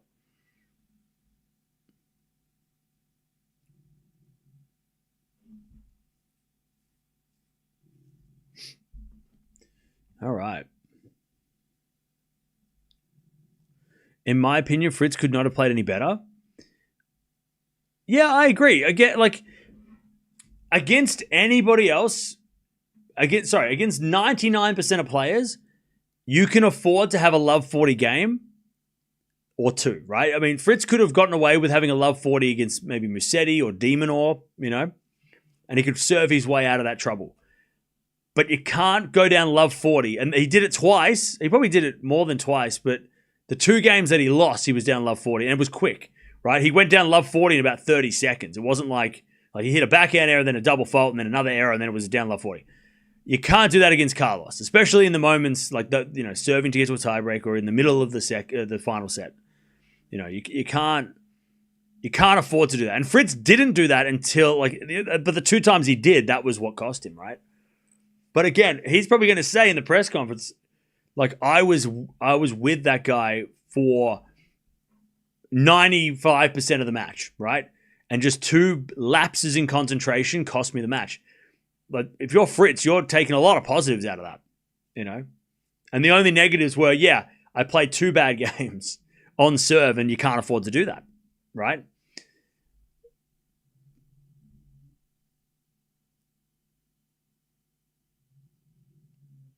Against 99% of players, yeah, Fritz could afford to make those mistakes. Exactly. But not against Carlos. And not against Sinner either. You can't afford to do that against Sinner either. So Fritz deserves a lot of credit. Because again, I think at the start of the match, a lot of people thought Carlos in 2, right? Carlos was going to win in straight sets. That it was not going to be competitive. And that's what all I want is a competitive top 8. I don't care if Alcaraz and Sinner win, as long as they have to work for it. And this was, for sure, Alcaraz had to work. It was not easy. And that's what we want. I don't want to watch straight sets, boring wins. I want to watch competitive 3-setters. And we got that today. At least this match. This is way more fun this way. For non-Alcaraz fans, it's more fun. Obviously, it's a nerve-wracking experience for the Alcaraz fans, but still, it's more fun for tennis when there's competition.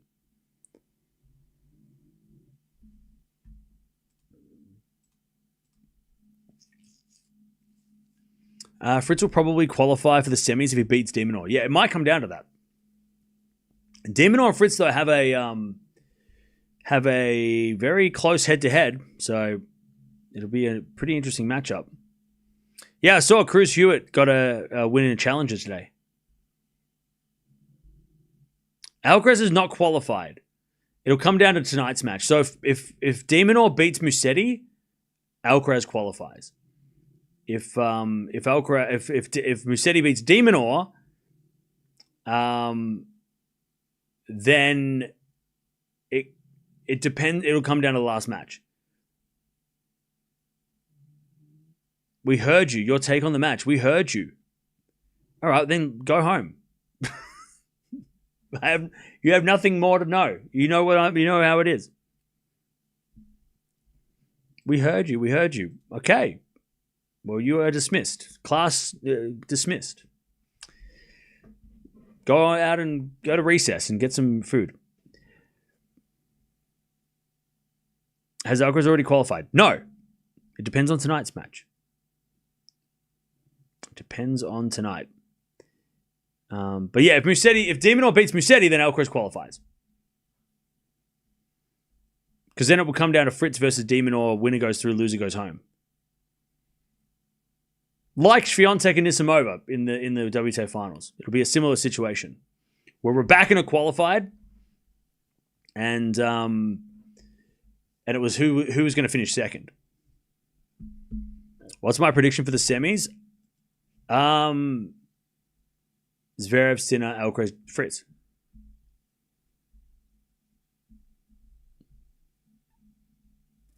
I thought 2 wins qualifies you. No. Because there's a possibility that Fritz and de Minaur could win 2 matches. And even Musetti could win 2 matches. So there could be a possibility 3 players have 2 matches and 1 loss. 2 wins and 1 loss, sorry. So no, 2 wins don't get you in. It puts you in a very good spot, but it doesn't guarantee you semifinals.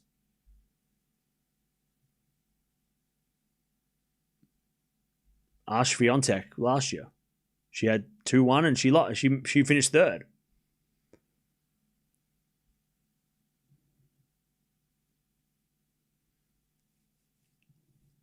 Yeah, Musetti can beat Carlos. Well, yeah, he has to beat Carlos and Alex to qualify. So there's a possibility that could happen too. And then if Fritz beats de Minaur, then it could be Alex 0-3 and then Musetti and Fritz go through instead of, or whatever,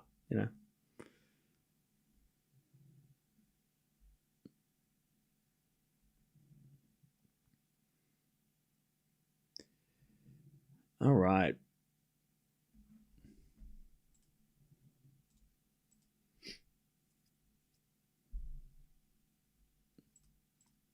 All right. By the way, to the guy that keeps on saying weak era, you've been timed out 23 times. If you want to still be a part of this community, please contribute to the community instead of just yelling and screaming. Everybody's over it. Thank you.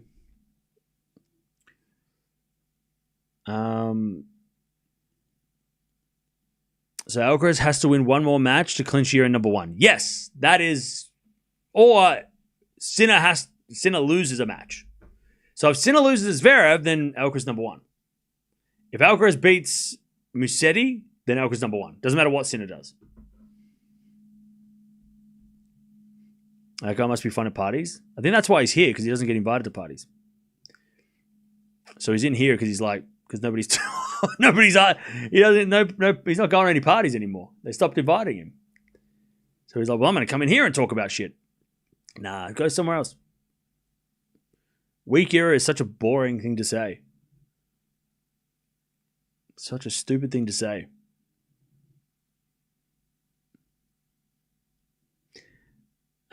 Fritz is a bad matchup for Demon. Well, I think the head-to-head's 5-5. So it could be interesting.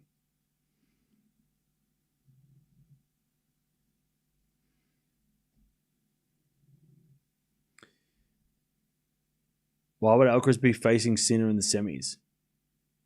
Why? What do you mean?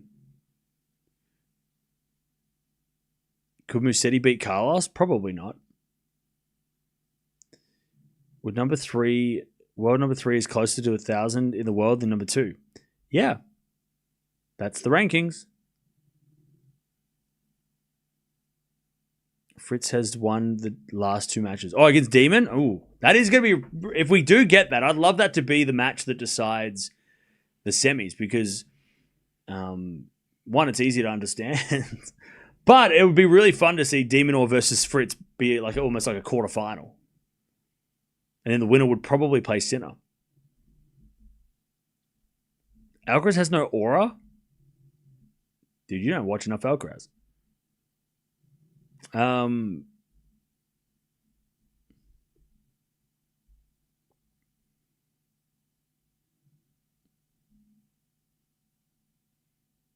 get baited. No, I'm skipping over a lot of people. Anyone who's got the word era in the name, I'm not reading it. That word's blanked out of my mind. If you say era, I'm not responding. And if you say anything like Djokovic, Rafa, Roger, I'm not responding. Does anyone have any questions about today?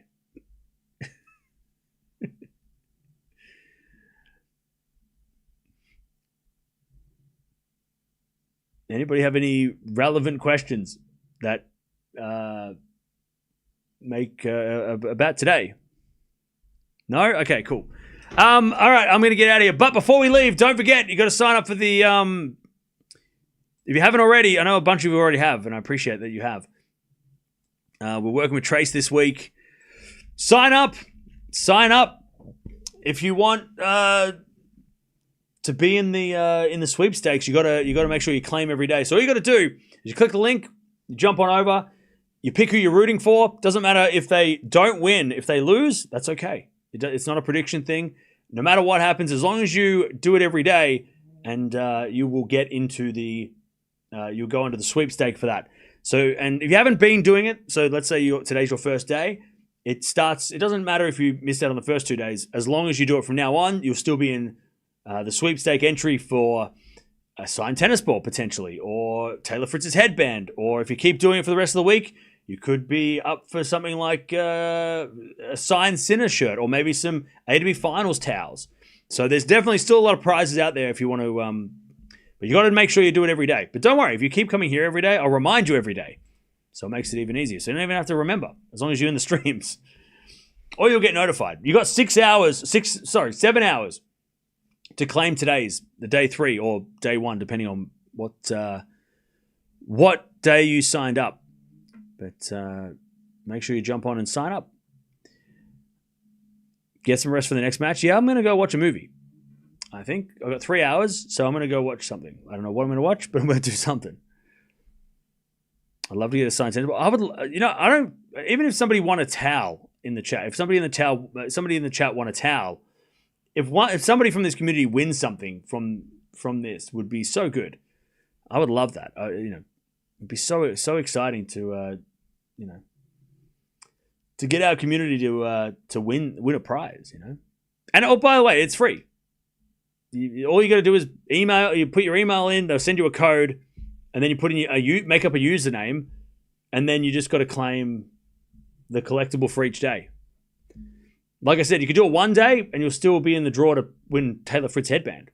So, it's really, really simple and it's free and it'll probably take like 30 seconds. 30 seconds to possibly go into the draw to win stuff. I mean, no brainer.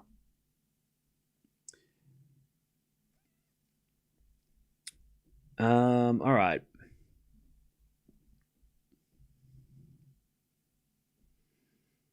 Enough time for one of James Cameron's epics. Yeah, maybe I'll watch Titanic. Not today. All right. I'm going to send you over the next one. Don't forget to join us for Demon or Musetti because we could find out at the end of that match if Alcaraz is into the semis. Because that match could decide who makes, or if Alcaraz makes the semis today, or if he has to play one more match and play and beat Musetti in a couple of days. But jump on over there, talk amongst yourselves. I'm just so happy we got an epic match because the first 4 matches, yeah, they were competitive at times, but this was the epic. And Fritz was so competitive for the first 2 hours, and then Alcaraz just ran away with it in the end. But Fritz, he won the first set, but Alcaraz ends up winning the match 6-7, 7-5, 6-3. And this felt like an ATP Finals level match. This felt super important, and both guys were playing some ridiculous shots at times. A lot of break points as well, but a lot of break points saved. So the serving was obviously a big factor. But Demon versus Musetti, I'll see you guys in a few hours.